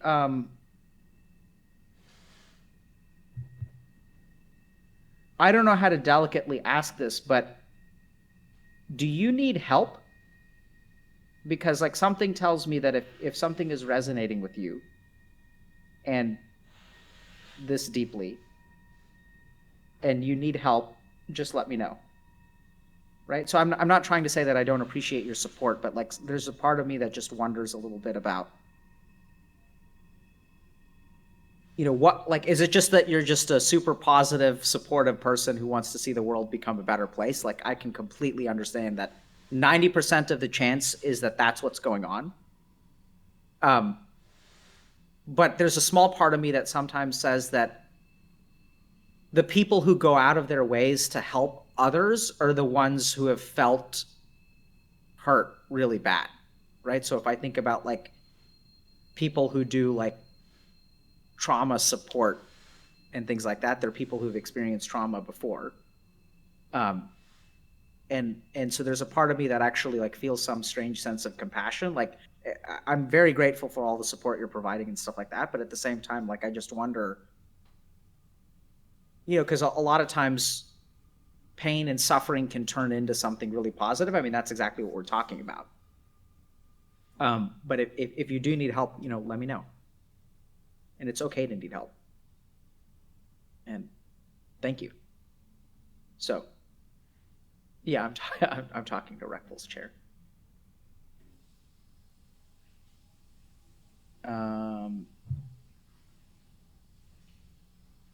Yeah, so I think we did the hype train, and now we're getting lots of subs. Okay, so diagnose the chair. So in order to diagnose this chair, we must use this accent. Or should we do the Indian one? We can talk about it. Okay. So the chair is an Everland chair. Do you see that? It is his video game. He has to surround himself with the video game. And we will do the meditation. Well, now I feel like I felt inspired to do meditation, but now Reckful's going to come back. And I don't know what to do now. I'm uninspired.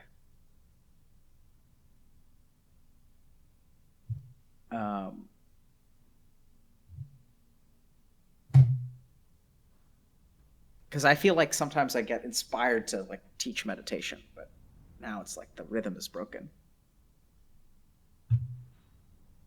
I know, right? We talked about this last time. It's like he spends a lot of time in the bathroom blowing his nose. He was washing his face last time, so I mean, he's probably just peeing. Also, I think part of the reason that Reckful could be feeling better is because he has sunlight now. Do you guys remember the dungeon that he used to stream from before? It was like dark, and now there's like light, which is amazing.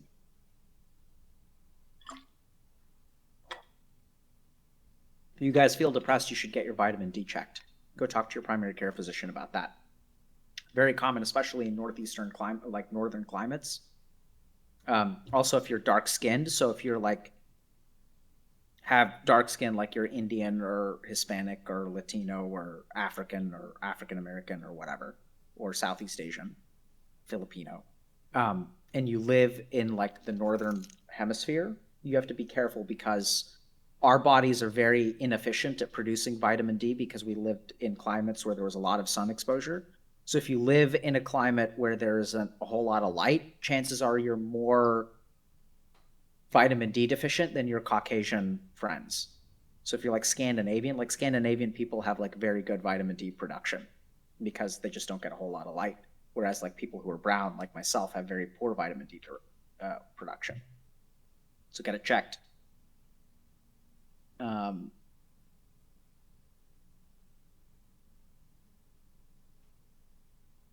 So someone is Dojo Blue, thanks for the subs. I guess while we're waiting for Reckful, I'm just gonna thank people for subs. Andy Milonakis, thanks for the subs, bro.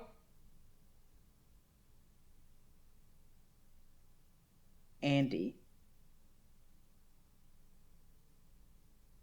Wait, I'm confused. Who's Andy Milonakis? Are they just saying that because your name is Andy? Or are you like the Andy from like Harvard Andy and CEO Andy? Is that the Andy that all Andys are?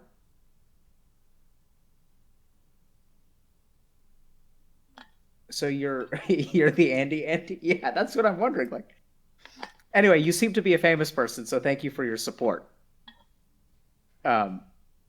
And I mean, I don't know. Like, you guys tell me that someone is a someone Andy, so I just assume, and then people are going nuts. So welcome to the stream, my dude. And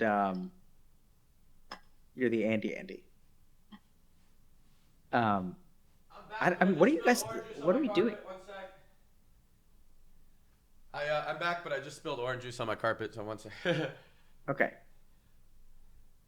How does one go to blow their nose and spill orange juice on their carpet? Like, can we just? Yeah, but I said I was gonna get a drink after blowing my nose. Okay.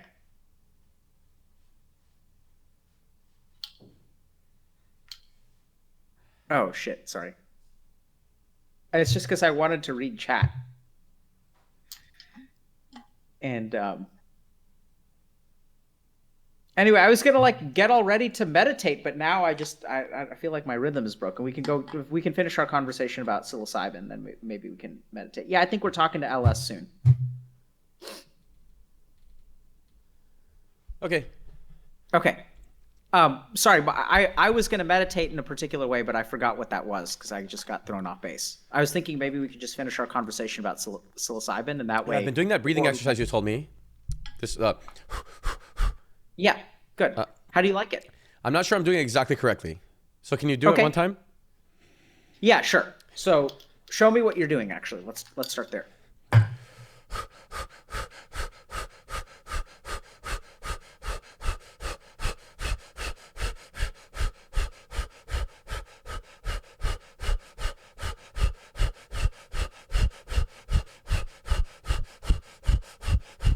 You should stop at like 33.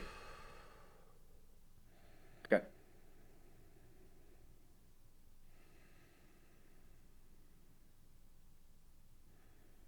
Good. Yeah. So are you contracting your stomach or are you abdominally breathing? Because I see a lot of chest movement. So is that when bad? you breathe in, yes. Oh. So I mean, like not like bad, but like belly breathe. So you want abdominal. So you want abdominal contraction more than chest. How do I do that? So this is what I want you to do. Sit up straight. And I want you to, as you breathe in, push your belly out as far as it'll go. Okay. Sit up straight. As I breathe in, push my belly out as far as it will go. Okay, here we go. Mm-hmm.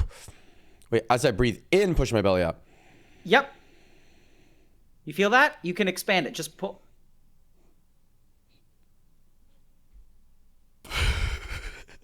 Okay. Yeah, that's fine.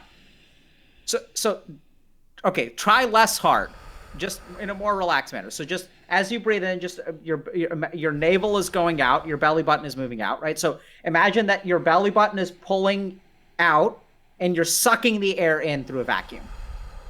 Does that work better? I think I'm doing it. Yeah. I'm always worried I'm getting tricked into thinking I'm doing it. Like I could stick my belly out or whatever, you know?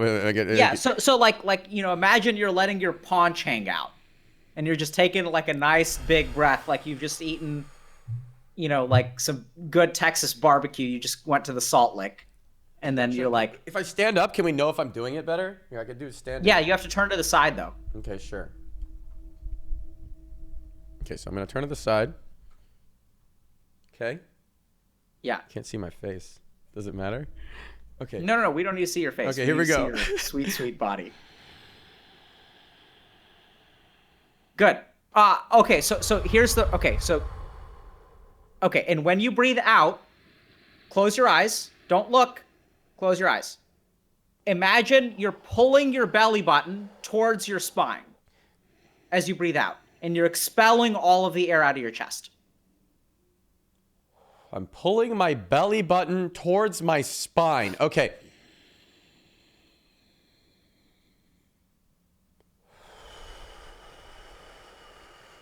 Does that make sense?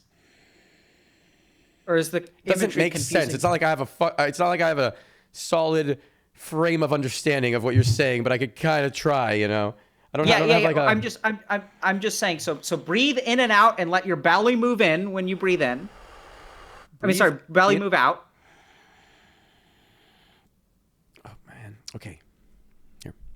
Oh, someone has a good suggestion. Yeah. Lay on the floor and put a book on your stomach. Okay. That's a great suggestion. All right.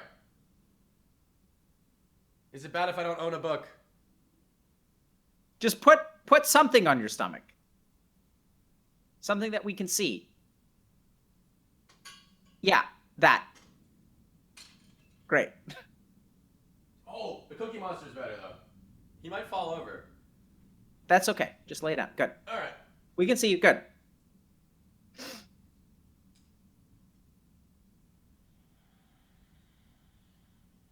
Good. And out. There we go. Let him all the way down, all the way down, all the way down. There we go.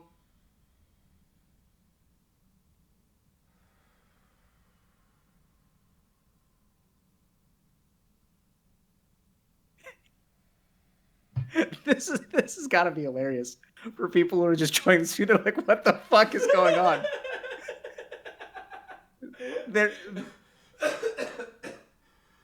Okay. We're gonna kill Reckful with our breathing. Okay, no breathing, Reckful. That's enough. I spit. So seriously, when Oh yeah, back. this is a horrible attempt at meditation, is what this is. Okay, Okay. that's okay. Just bring the chair back. You shouldn't do breathing meditations when you're sick, dude. Oh. It's not good. Yeah, so it's okay.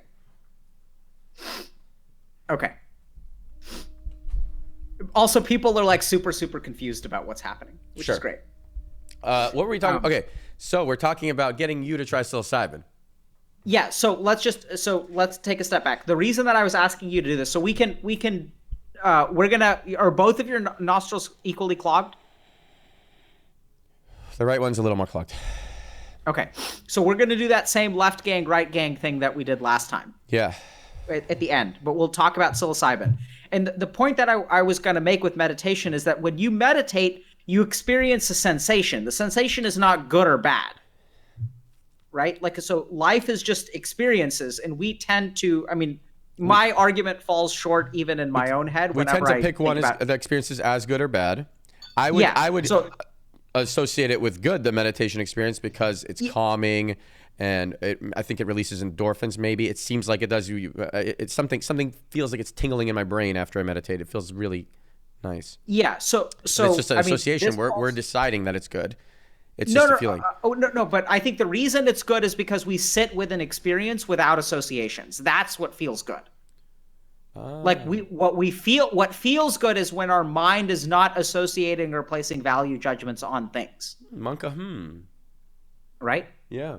And so when we meditate, we're just sitting with an experience fully. And that's why like mindful eating or like mindful like Instagramming or mindfully like watching the sunset is so great, because like the more that you just do something without like your mind attributing a value judgment to it. So my favorite exercise is that I ask my patients to step in dog shit. So we work our way up to it. Yeah, barefoot. So what we do is, because the thing is, like, if you think about the experience of stepping in dog shit is not bad, right? Like the actual sensation of stepping in dog shit is not bad. It's probably kind of smushy in a nice way. And warm? It's just like if you stick your toe in the mud. But stepping in dog shit is bad. Yeah. But the experience is different from the value that we apply to it. So there are like safety concerns too, because if you've got a cut on your foot or something, it could get infected. But my point is that that we apply a lot of attributes to the experiences that we have. Yeah. And my experience has been that the more you can sit with an experience purely, the less bad it becomes. And that sitting with an experience purely is sort of a relatively like enjoyable, blissful state. But aren't you saying that the experience of sitting with an experience without thinking about whether it's good or bad is a good experience? Yes.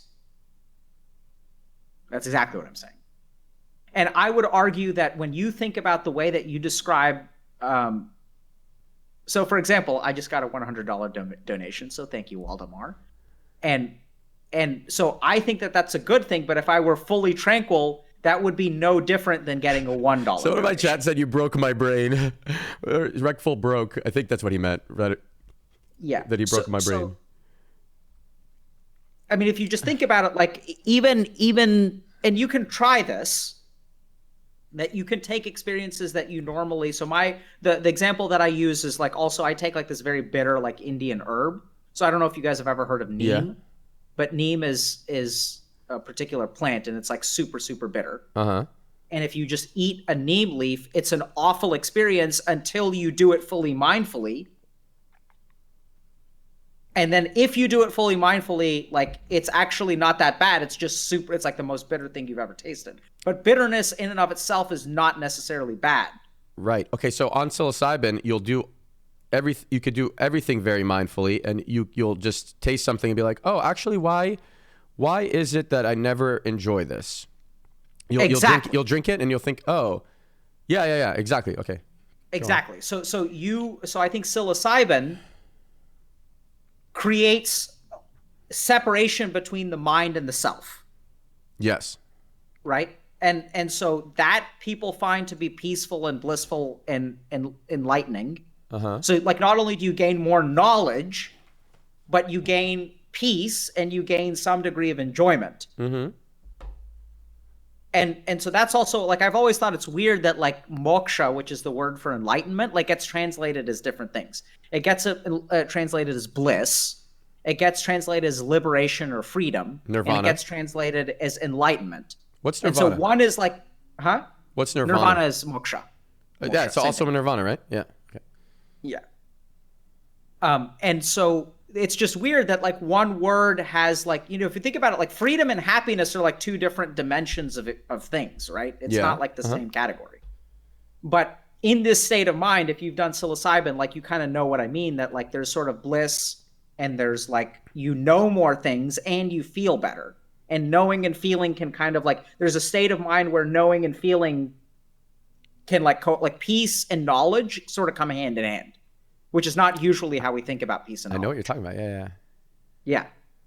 So as to my personal take on meditation versus psilocybin, so I think that psilocybin has less research to support it. So generally speaking, when people meditate regularly for a long period of time, it does a lot of things to your brain. Yeah. And I think that those things are probably more reliable based on my experience of hearing people talk about psilocybin than yeah, but you need to have the experience too. So I think it's probably very similar. And I agree with you though. There's thousands of years of people have been meditating for thousands of years. So and passing down the knowledge, right? So I'll give you So I'll give you a prime example of why I think meditation is probably better than psilocybin. So the state is the same. The state you achieve is the same. Is the same, or arguably people say that in meditation you can get to states higher than psilocybin, although, you know, unclear what that means. But the one thing that you don't get from psilocybin is a practice at concentration and the focus of your mind. So I don't think that psilocybin... I got to stop you there. You do get practice and concentration and focus of your mind, because it has you stepping back and realizing all the time that you aren't being mindful constantly. You're just like you're it makes you present. So you get the practice. No, so I think making you present. Okay, go ahead. You're getting the. I need you to try it. I need you to try it. That's why. Yeah, you'll do it. Okay, so we can go to TwitchCon is in Amsterdam, and you could buy it over the counter. I'm not saying I'm going to do psilocybin. I'm saying saying that we can legally purchase it. It's truffles over the counter in Amsterdam. You know. Okay. We can in a TwitchCon, and I'll hang out with you and we'll talk. It'll be great. We could stream. I don't know if we can stream it. I'll have to ask Twitch if they think it's okay, but that'd be cool. Wait, people are saying this can't be real. Tell me more about why you think that you train your concentration through psilocybin. Okay. So after I take psilocybin, here's my experience. I'll wake up feeling a bit empty every day, a little bit. I'll wake up with low, not too much motivation, all those. I'm trying to really put myself there. I guess I have time to think about it. Okay, and I'll take it, and then after it hits, and I take it every single day, so I'm on it right now, always on it. It's not a big dose. I don't get high.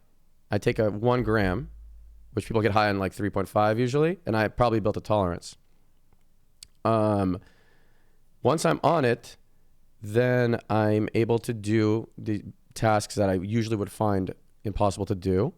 I wasn't always able to do them. It also took me changing my mindset. So now I'm able to clean or do laundry or organize my room or plan ahead in ways that were hard for me before. Okay? And just like I told you, my friend Greek took psilocybin and decided to lose 200 pounds, or decided he wanted to lose weight and lost 200 pounds. Or you heard that elsewhere. I didn't even tell you. Yeah. Then I'm able to think, oh, if I do this, if I organize my room, everything will just feel better in the future. I'm not thinking moment to moment. I'm able to zoom out and also, yeah. And I think, So- I'm able to also think, I'm not quite getting it, the explanation there. I can't do it. No, so It's really hard to explain. Yeah, go ahead. Yeah, fine. So let me try to tell you what I'm hearing and how I'm interpreting that, which could be wrong because I haven't tried psilocybin. So I think what you're talking about is the after effects of something called samadhi.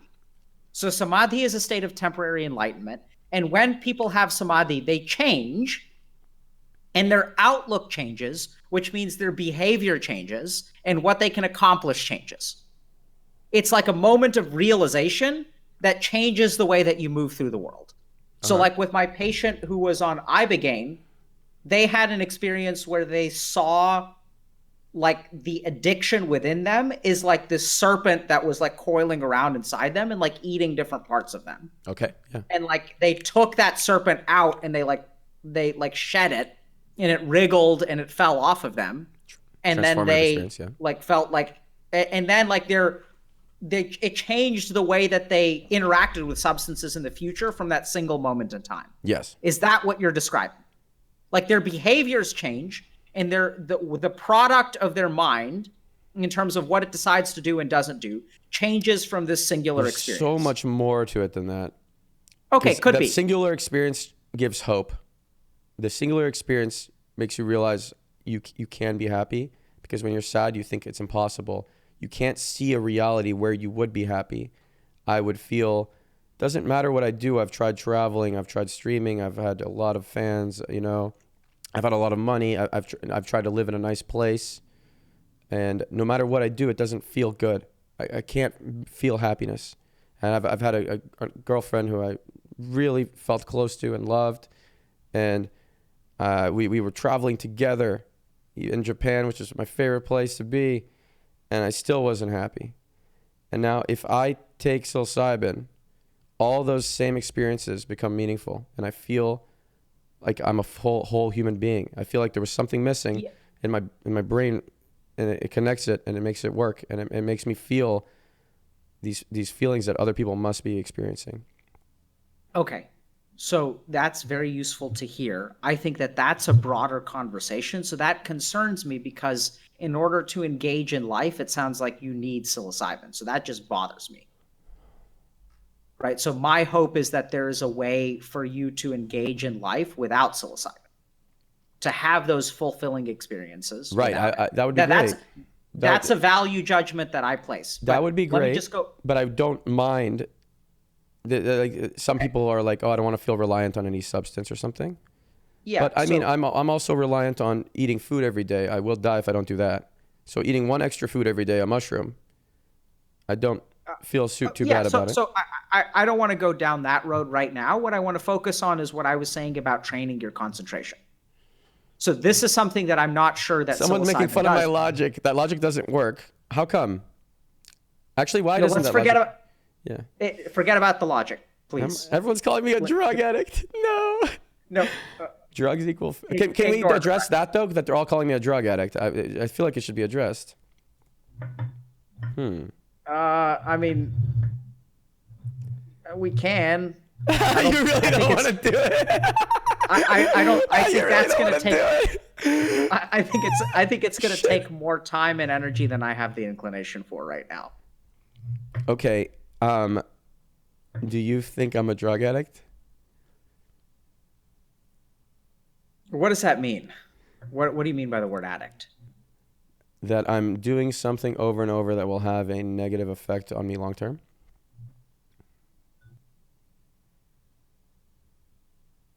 I think what you're doing is not healthy. I'll put it that way. Okay. So I don't know what effects. So like scientifically, we don't know what the chronic effects of psilocybin use are, right? We just don't know. Okay, but then you don't think it's not healthy. You don't know because they don't know. Yeah. So I think what you're doing is not healthy. I don't know if what you're doing will have.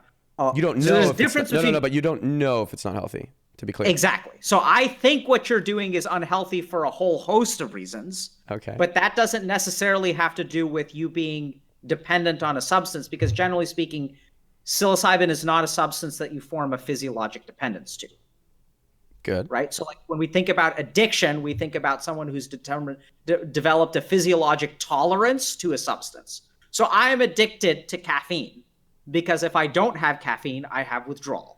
Yeah. So I don't drink caffeine. I don't drink alcohol. I don't smoke weed. I don't do any of those things. Yeah. So the other problem with this conversation, the reason that I'm hesitant to engage in it is because it's not about logic. Right? There's way more here than logic. There's values, there's judgments, there's perceptions. I'd love to explore all those, but we don't have time today. We can explore all of those next week. Yeah. That's a long conversation. I get it. What I want to zero in on, just because maybe no one else gives a shit about this, but I feel like it's important. Let's do it. People ask questions about the difference between meditation and psilocybin. Okay, yeah, let's do that. Let's zero in on that. So meditation offers lots of benefits, and it's not just the state of samadhi. So the state of samadhi is, I think, what psilocybin gives you, which is sort of like a state of self outside of the mind, which gives you a sense of peace and realization. Fine.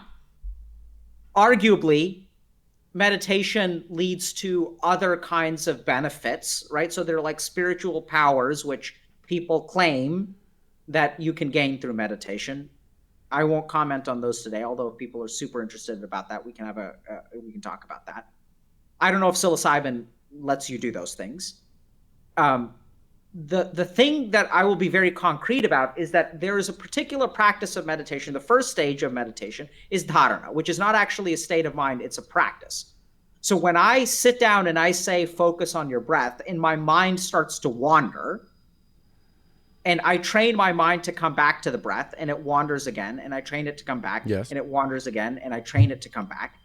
Every time my mind wanders, it's like doing a mental push-up to focus my attention back on the thing. You're getting better at focusing your attention. I agree. And so it's like basically like going to the gym for your mind, because you're going through a particular redirection of attention time and time and time again. And what that means is that when I intend my mind to go in a particular direction, I get better at training the mind to follow my commands. Yes. So I was arguing that I do the same thing on psilocybin, because I start my day and I'll train my mind to, okay, allocate my time in a certain way. I need to work on Everland for 2 hours right now. I've never been able to schedule things, or because I started doing it, I'm able to schedule things all the time. So now I can have every single week I stream on a certain day and a certain time, and I never could do that before. If you're not on psilocybin, are you still better at that stuff? Yes, it's having some lasting effects when I'm not on it. So I am still a little better, but no, I don't. I can't like clean my room or organize things or be super punctual. But when I'm on it, I can be really punctual. I was more punctual for this meeting than you were, right? Yeah, you were absolutely. Yeah. And so I think that's that I don't know. I mean, because it's kind of like you're saying, like, I can function on caffeine, right? But yes, it's a very similar effect to caffeine, actually. Yeah. So but that implies to me. So that's not how meditation works, though, because meditation but it's both, right? So it's giving me the caffeine feeling of I can function, but it's also giving me the perspective feeling, the step back feeling, that I can direct my attention feeling. Maybe you can also direct your attention on caffeine better. Yeah, I guess probably you can. So let me put it this way. You don't think I'm doing the mental push-ups, is what you're saying. I don't think you're doing the mental push-ups. I'm trying to figure out if I am. Yeah, I'm not sure. Yeah, so that's why I want you to try it. Maybe you'll know if you're doing the mental push-ups. And if you're doing the mental push-ups, that'll help advance people's knowledge of the connection or the similarities between psilocybin and meditation. Just by you trying it once, you can figure it out. Yeah, so we also need to have a conversation of why it's so important for you that I try psilocybin, right? So, like, what does that mean to you? Means a lot. I'm getting I can see that. Yeah. So we have to understand why it's so important to you. Because I want to know if I'm going on the correct life path by trying this every day, basically. Right now, you're in disagreement that I am. Okay, and then I didn't say that. The FDA approval is leaning towards maybe this will be an antidepressant. I didn't say that you're on the wrong life path. Yeah. I never said that. Right, but you think I'm doing something unhealthy. Now I think if you try it, then But didn't you'll we just know. have a long conversation about how things like make us the people that we are, and that things that may be perceived as negative Yes, we did. So I don't think that you're on the wrong path. You asked me a question, and I'm not talking to you. I want to know. Yeah, I want to know. I wanted to know your answer. You're the one who's asking me, do I think it's unhealthy? You're the one who wants me to try. Right, because I value your opinion. I value your opinion so much on this topic, and the only way I can really get your opinion is if you try. Okay. So I think we should have two conversations now. Yeah. One is about why it's so important to you that I try psilocybin. That's what we're having right now. Yeah. And the second is, this whole issue of whether you're an addict or not, and if you want to talk about that, those may be related. Okay. But anyway, I think, I think those are both full conversations, which I'm more than happy to have. I'm thrilled that you're very interested in it, and I'd love to have those conversations. And it sounds like we've got more stuff to talk about. Great. I just kind of have to wrap up in a little bit. Yeah, that makes sense. Yeah, it's been 2 hours. People want to have questions. Do people have questions? Let me just look real quick. Let's do a question answer thing. Yeah, I can look at some questions too. Anyone have any questions? I'll read them right here. Fastest 2 hours of your life. Yeah. Sorry. Okay, guys, can you stop making fun of me for trying to get a psychiatrist to take drugs, please? I'm sorry. Yeah, I'm not offended, and I don't think it's an appropriate. I think if people want to make fun, Twitch chat is Twitch chat, so they're going to make fun of what I know. It's kind of funny, dude. It's pretty funny. I think it's actually a really important conversation, but I do think Twitch chat is picking up on something that there's a very,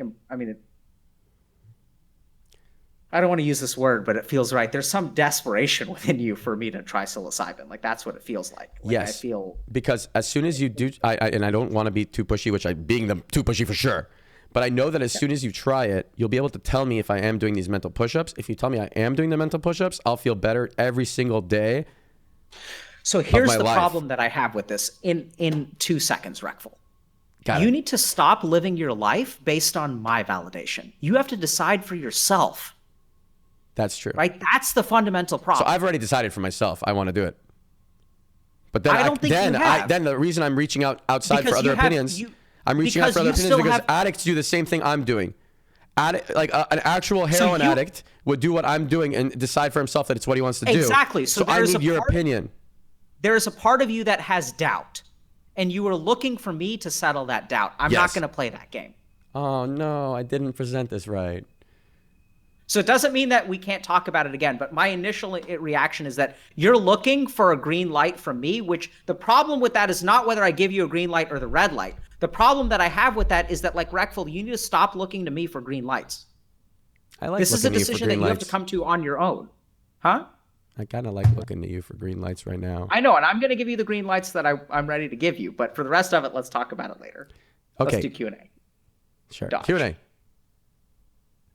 I'm going to stealth. I'm getting him to try it, by the way. You'll see. Okay. TwitchCon, Amsterdam. So I have a few questions here that I can ask. So let me just see if these are for...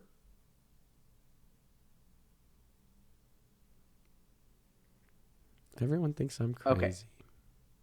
Don't worry about it, Reckful. Seriously, I think you. So I think Twitch chat is on to something, and we're going to explore that in our next week. Yeah, I think we should talk about it. But it's can we not, do Sundays from now on? Yeah, we can. Let me try. Can we? If you can't do Sundays, yeah. If you can't do Sundays, I'll do Fridays. It's fine. No, I think I should be able to do Sunday. Okay.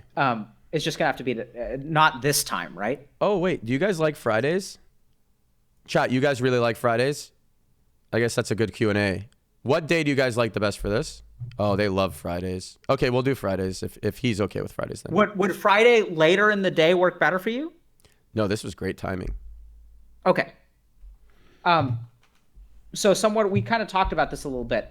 How are you not crying after Reckful read that? So people are wondering if because they were noticing I was smiling and I was sadistic and stuff like that. So Reckful, I'll kind of ask again. I know we kind of talked about it, but what do you like? How does it feel to you when I smile? When we're talking, like, how does that feel to you? Well, the way I answered it last time was I thought that when you're smiling, it means that something clicked in your brain that you realized you're gonna be able to help me. But you said that what you when you were smiling, you feel hope for me. Yeah. I like that you Do I feel see hope for me. emotion? Do you feel less hope for me now that I'm a drug addict? No. Okay, good. I think it's all part of so Reckful, it's all part of your road, man. Yeah. It's all part of your path, right? Okay.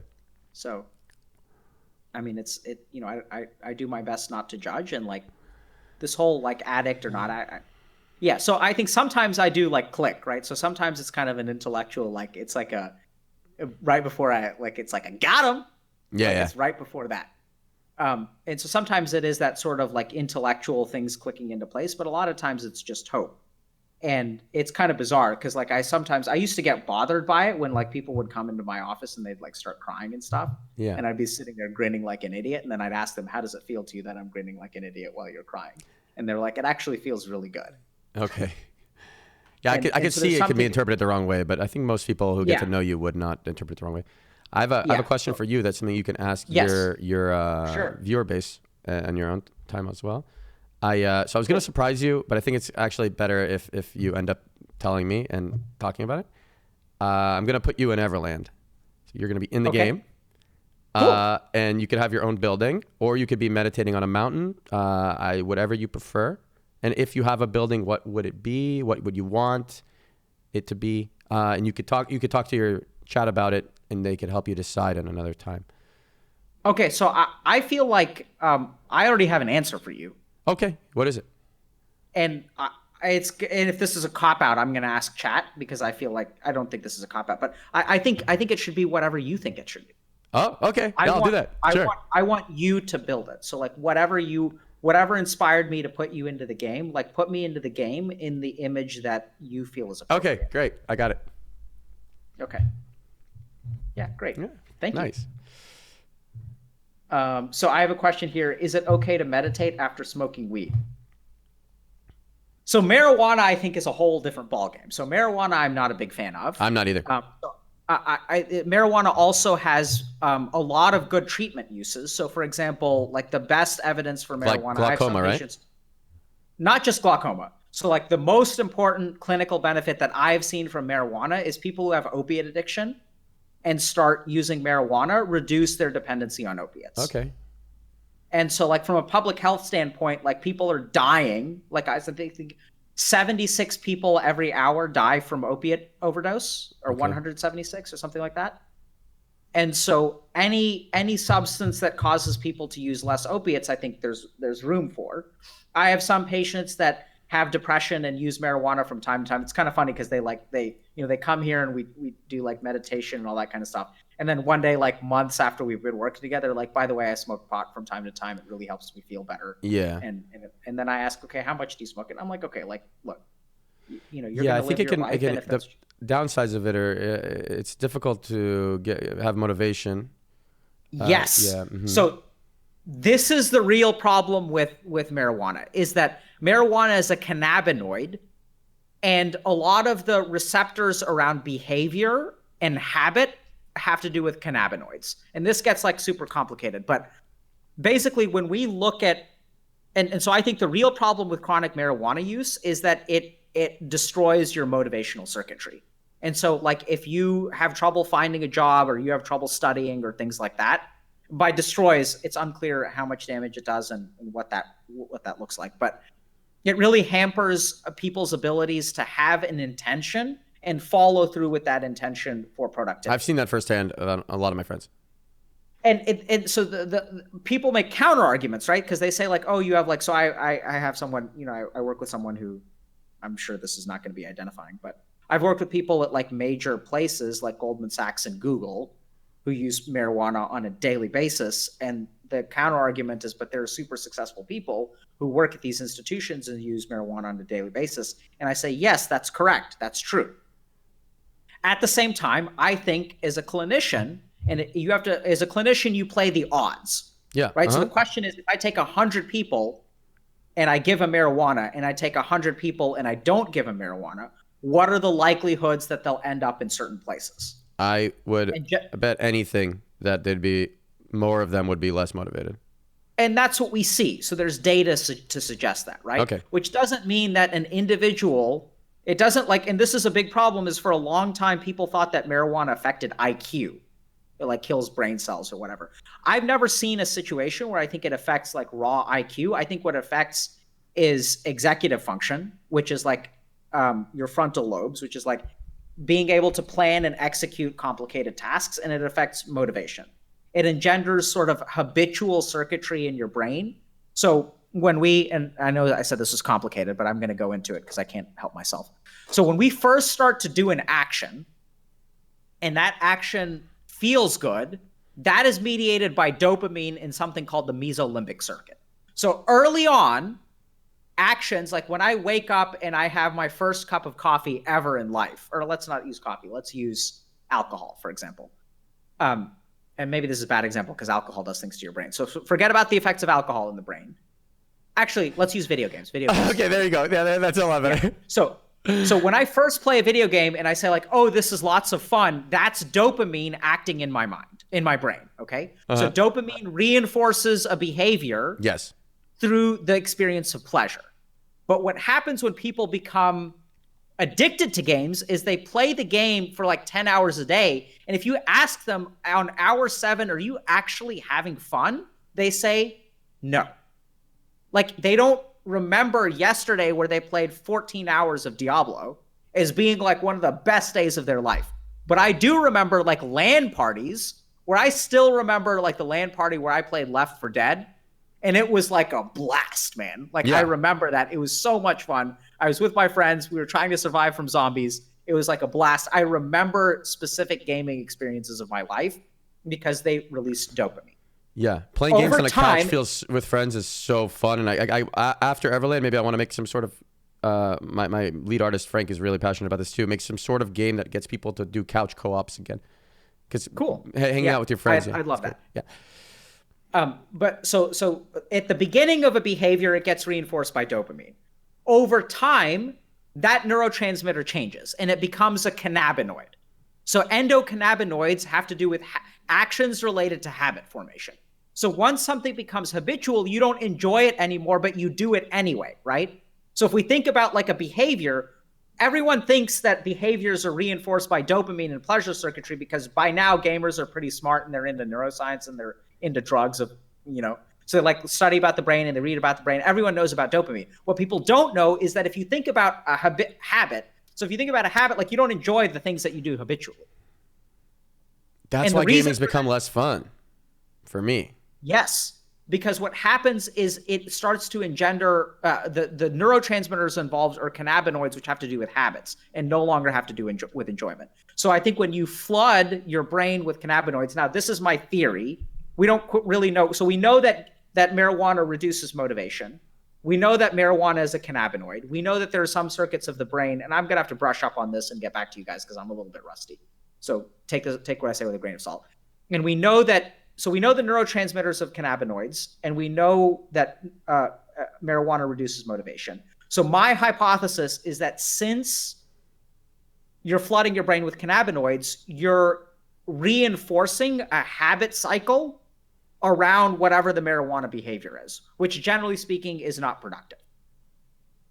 And so my sense is that like cannabinoids are not good because, or it's not everything in medicine and everything you put in your body has like a benefit risk analysis. Well, in this situation, good for you. You want people to be motivated and whatever. If someone wanted to just, chill forever, then that would be good for them.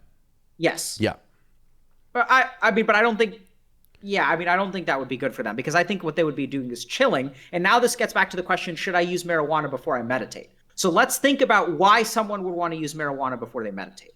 Chances are the reason that marijuana before meditation makes meditation way more productive, which it does for many of the people that I've taught, is that it quiets your mind for you, right? So then what happens is when you sit down to meditate, you feel like you have a more productive meditation session because the marijuana is reducing the activity of your mind.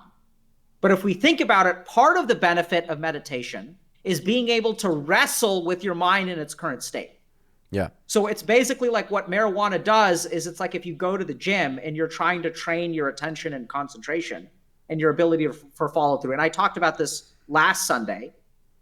not last Sunday, but the last Sunday stream I did was all about dharana. And dharana is basically like why I think people struggle to accomplish their goals. And it's not, what dharana means is focus. And just as an example, so if I wake up on January 1st, 2020, and I say I have a New Year's resolution and I'm going to lose 100 pounds. And if you stop and you look at the mind in that moment, their resolve is 100%. It's not like half-assed. It's 100%, right? Their passion for their goal is like complete and pure and wonderful. What they're lacking is concentration of the mind. It's focus. Because the next day, then the mind is 100% towards working out. And the next day, you're no longer pointing in that direction. You're pointing in this direction. Mm-hmm. So I think what people think of as a lack of willpower is not actually willpower. It's not the ability to overcome. Willpower is the ability to like overcome your internal impulses. I think it's actually a lack of focus. So a human, the average person does not get to choose what direction their mind points. So you got to think about your mind as a flashlight. And so you could train the ability to focus it with meditation. Yes. So on January 1st, my flashlight is pointing towards weight loss. And on January 2nd, I move my flashlight to pictures of cats on YouTube. And the dharana is the practice of training your mind to put the flashlight where you want. Yep. And so if we think about meditation, why do people want to use marijuana with meditation? It's because it's less trouble to focus your flashlight, which in turn makes it easier to get to states of samadhi. And people think about productive meditation as states of samadhi, right? Which is like the no mind state or whatever. So people think like marijuana assists their meditation. And in a sense it does, because it is easier to facilitate that. But I think what you're doing is you're missing out because you're going to the gym, and instead of like lifting a 50-pound weight, you're taking all the weight off and you're making it easy for you to do carbs. Gotcha, yeah. So I don't think marijuana is good to use in terms of an assistive aid for meditation, but I fully understand why people do it, because people don't understand that, yes, meditation does a lot of different stuff, and it's not just getting to the state of no mind and blissed out. That's not all that meditation is for.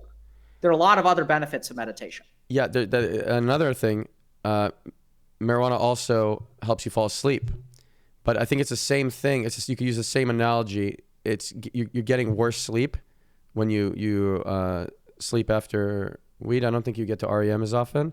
I watched Matthew Walker, some sleep expert, talk about it, and it's when you're trying to sleep with weed. God, I feel like it's very difficult for me to talk about. When you're trying to sleep with weed, it's also like you're taking all the weights off of the gym and just falling asleep. Yeah. But yeah, you're not getting good sleep. I feel like my mind's a little exhausted. Yeah, mine is too. So yeah. I'm going to do 2 or 3 more questions. Yeah. I have before anyone forgets, you guys should follow him. So he's at Healthy Gamer GG. It's here. I actually think you should rebrand this a little and have like a picture of yourself somewhere, at least. Yeah. And maybe your name. Yeah, I'll talk about it with you. But I think maybe your name, because you already have Healthy Gamer GG once and now it's twice. I think maybe your name would be better, like Dr. Kanogia, right? Okay. How do you pronounce your last name? Kanogia. Kanogia. Yeah. Okay. And okay. Yeah. What else? So I'll link it in the chat here. And also follow him on Twitch. Is here. Okay. Twitch is here. Boom. Oh, I heard myself. I don't like that. It's because I opened his Twitch stream. And then I assume most of you already follow me. Yeah, so you guys should follow Reckful. I mean, everyone knows. But maybe his fans don't. So yeah, if you guys are interested in me. No, I mean, dude, not half, 80% of my fans came from you.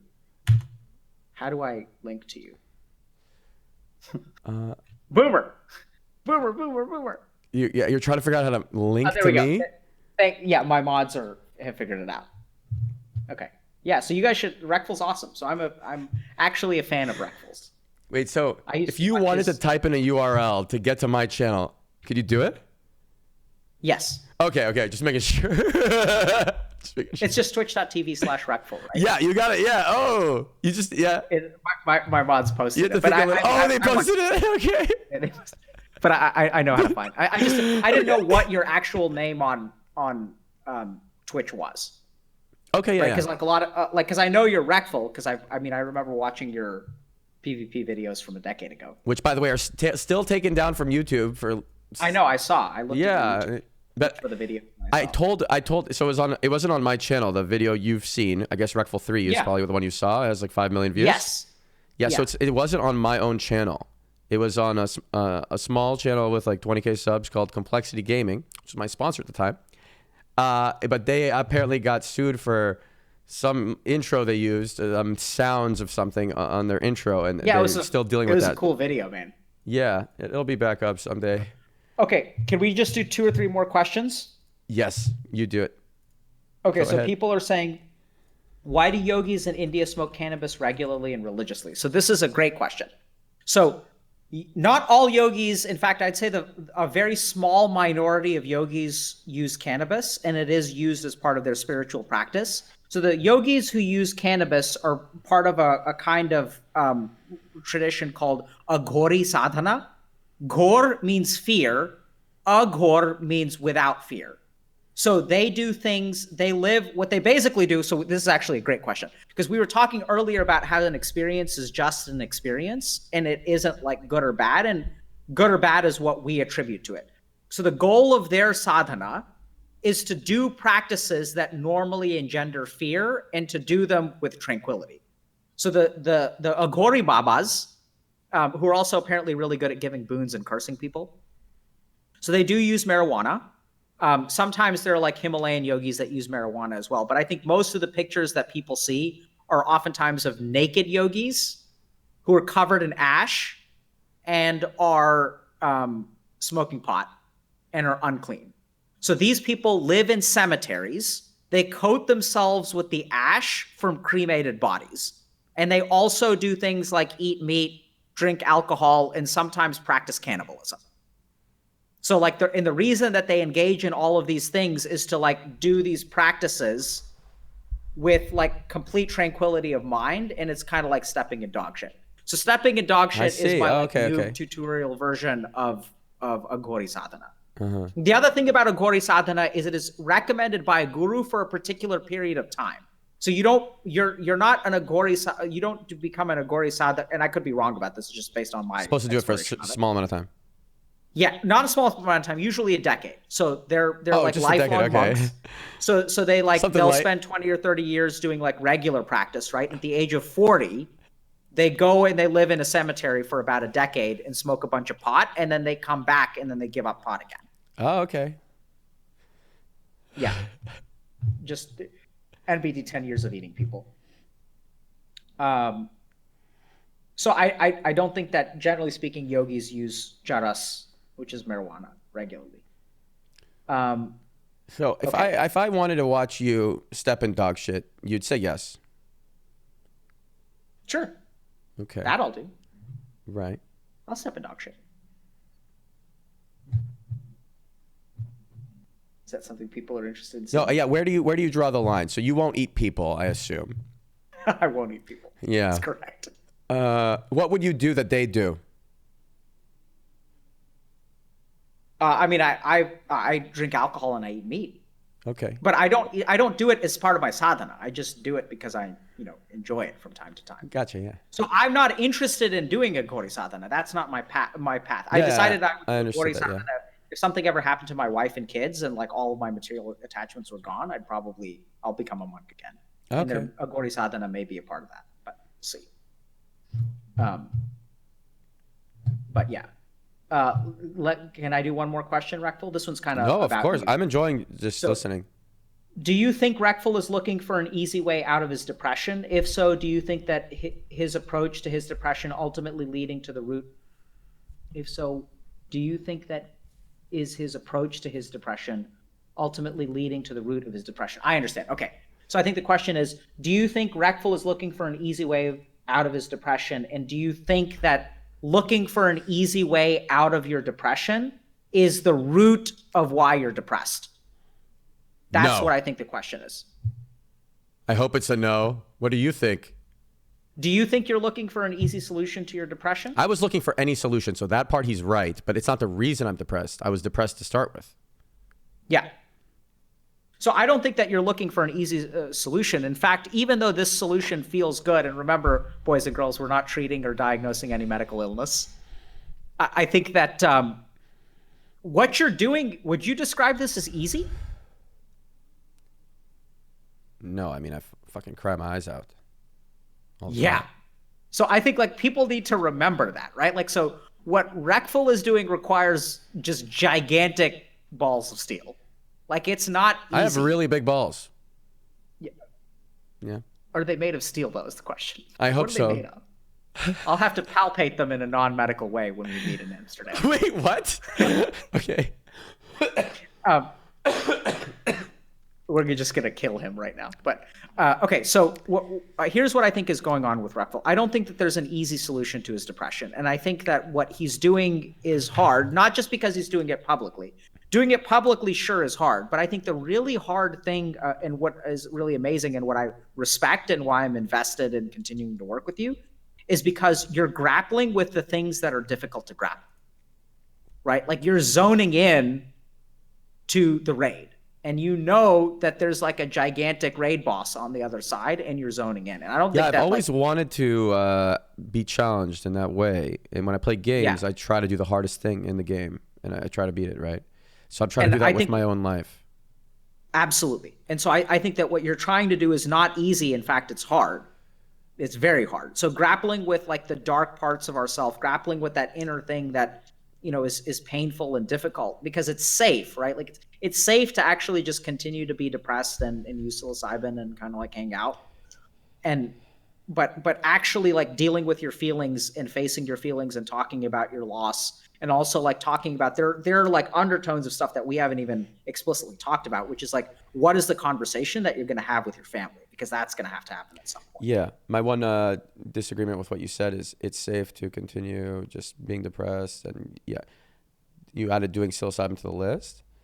Yeah, there's this feeling where you can just stay in bed over and over, day after day, and just watch a show and only get up to pee and just do it, or just watch Twitch and just do it a month in a row, you know, and you just like can't get out of this. You just do it over and over. But I disagree that you can't, it's not possible to do psilocybin in that situation and then not get yourself out of it. Cool. I from my experience, for me, it wouldn't be possible. It's not the same for everyone. For Greek, it wouldn't be possible either. And for any of my other friends who've tried it, it's now like 20 or so people. So 20 out of 20 would not be possible to just stay in bed and be depressed. Okay. That's my experience. Yeah, so I don't think it's we need an a clinical easy trial solution. of a couple, 1,000 people would be great. Hey, 20, I mean, 20's good. And I don't think that his depression is ultimately due to, you know, him trying to look for easy outs for his depression. I don't think so at all. I mean, I don't even know that what we're talking about has even truly been depression because anyway, but I think you've definitely got some scars. So you have some kind of, a lot of pent up emotions around, you know, the loss of your brother and being a zombie on the inside and stuff like that. So anyway. Okay. So let's meditate and then we'll wrap up for the day. But you said I shouldn't meditate when I'm sick? Yeah, so you can meditate. I'm going to try to do a meditation that has no breathing, though. So it's not a breath-oriented meditation. Okay, let's do it. Or at least, let me think about that. How can I do a non-breathing meditation? What am I going to do? Okay, we did this one a couple weeks ago, but we're going to do this one again. It's going to be a sound meditation. Yeah, yep.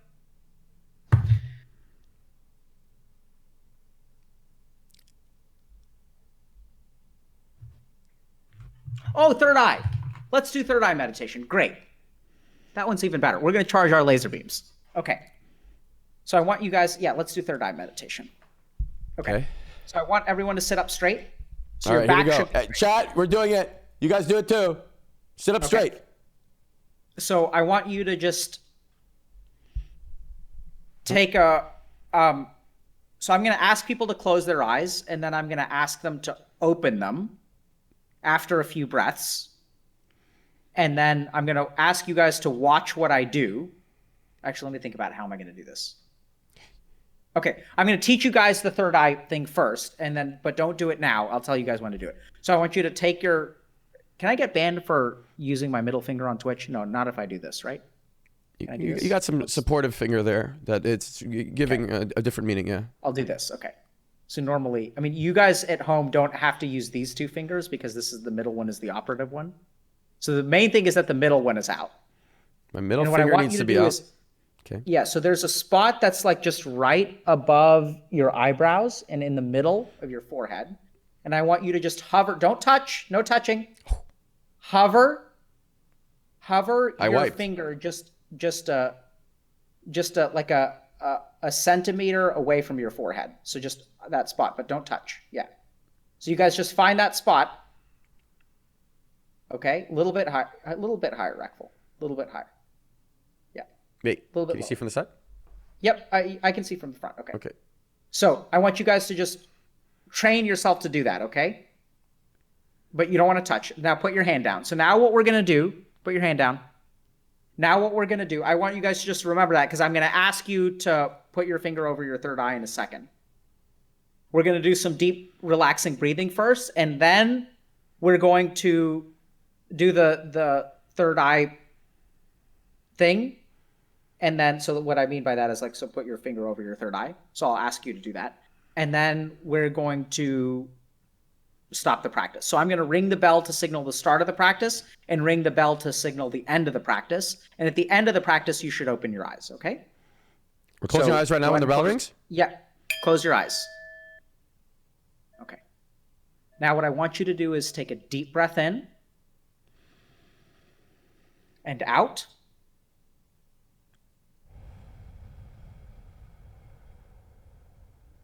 In. Out.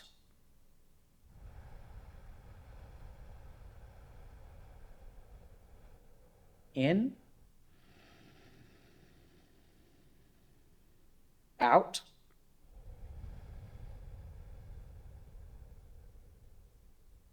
Good. Now continue breathing slowly and feel the straightness of your spine.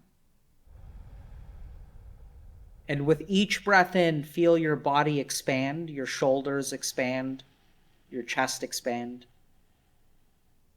And with each exhalation, let your body relax. So I want you to envision your spine like a pole, and your body is like clothing that's hanging on the pole. And with each relaxation, with each exhalation, let your body sort of hang off of the pole. But the pole should remain straight. The pole analogy is not working for me.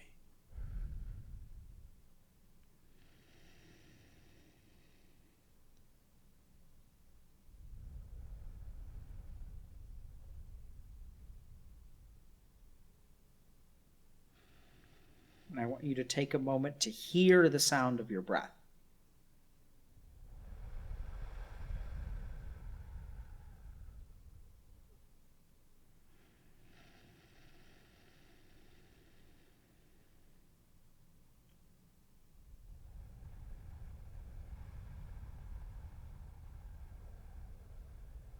And now place your finger on your third eye. Remember not to touch. Keep it like a centimeter or two away. Ideally not touching hair or any skin.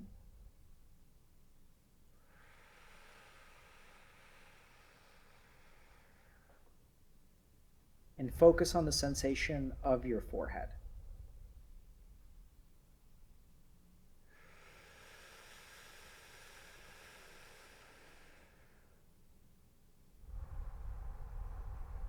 Focus on that point on your forehead.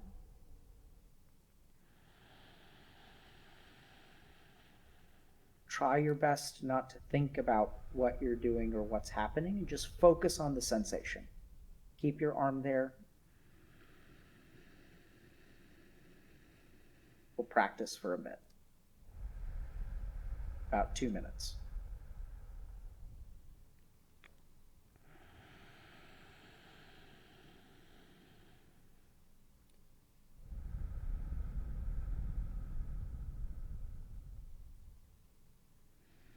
Direct all of your attention towards that point.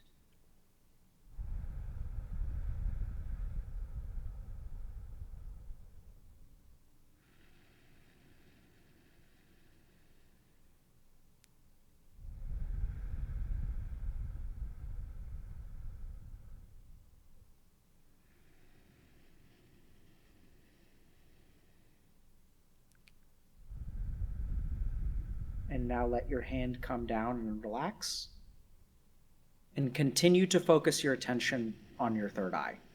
Direct your concentration into it.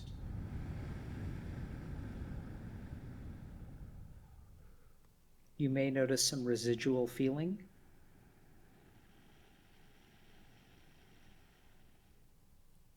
Just feel what it is.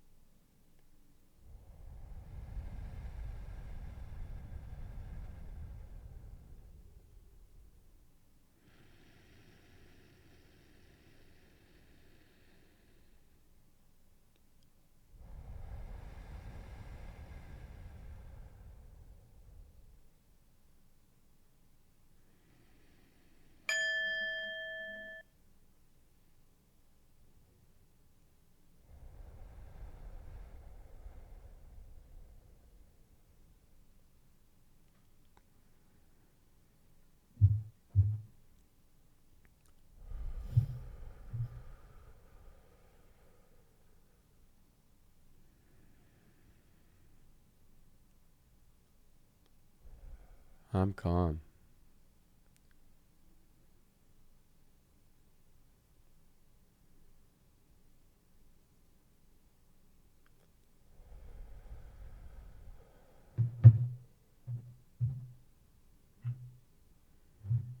Doesn't have to be breath, boys and girls.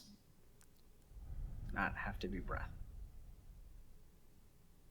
What was that like for everyone?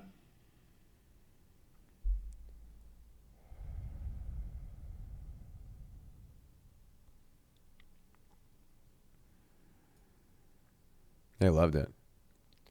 Surprising. Yeah, what? Surprising. Let's see what they said. Relaxing. What's awesome. surprising about it? Wow. I'm reading what they're saying. I don't know what was surprising for him. Yeah. Relaxing. So let's ask fucking people, awesome. What was surprising for you guys? The feeling generated was surprising. Absolutely perfect for a Friday after work.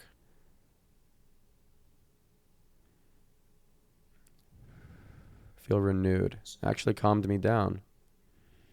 I leveled up. Had a weird headache for a moment. Good. So not all techniques work for all people. Some people in my chat. So one person described it when I did this when the stream was relatively small and I could actually read the messages. One person described it as charging a laser beam. Does that make sense to anyone? So people are just saying weirdest feeling I've ever had. Some people are saying yes, some people are saying no, some people are saying kinda. And so some people experience something like a tingling sensation, which is fine. And if you don't feel any of those things, that's fine too. Don't worry about it. There are 112 different techniques of meditation, one of which each supposedly is going to be like natural and give people sort of an easy access to samadhi, which is a spiritual experience. And so if this is not the one that works for you, that's okay. It doesn't mean that you're doing anything wrong. It's just different things work for different people. And so if you did experience a sensation, I would say that this is a good technique to practice. So do it at home, do it for a few minutes at a time. You okay, Reckful? Yeah. Okay. No, there's a video. 112 is a popular number in the gaming space. Okay.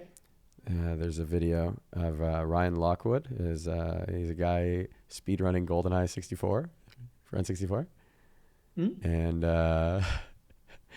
his best time before the speedrun, I think it was 114. And he gets really excited that he skipped 113 and he got a 112. and he's like screams, "I'm a legend" and stuff like that. It's a good video. You feel the emotion.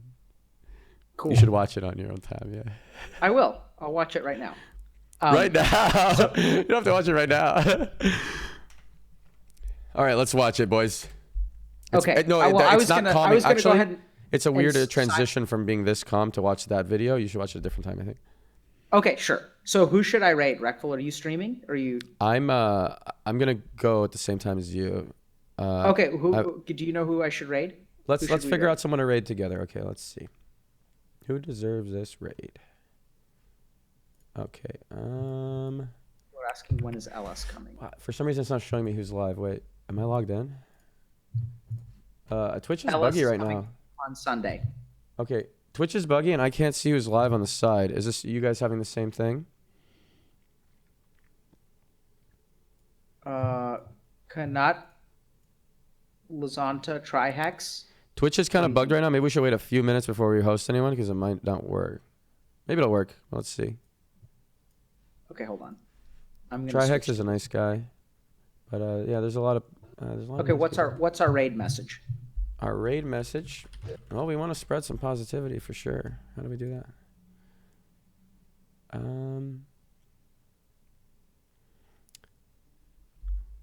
I think you guys will be friendly because you're all in a good mood and relaxed from the meditation. Do you guys Pokemane, Trihex? Pokemane. Who's very calm?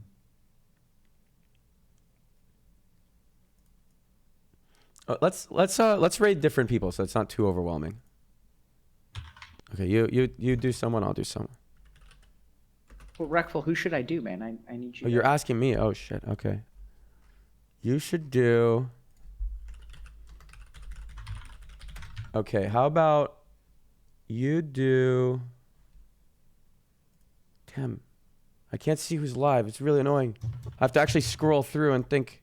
Okay, I'm gonna raid Pokemane. Pokemane? Okay, Yeah. Pokemane is good. Do Pokemane. Okay. Okay. Can we do charging the laser?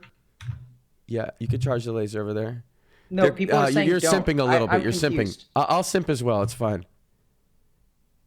What? We'll talk about it next time. I'll see you guys next week, and we're doing this next week on Friday. Yeah, I think Okay. so. Let me just look. Okay. Yeah, we'll do it. Wait, hold on. Okay. January. Okay, yeah. So it may have to be a slightly different time because I think I have someone else. But I since we leveled up so much, I told Stream that I'd stream. I told people that I'd stream for longer, so we can do Friday. Okay.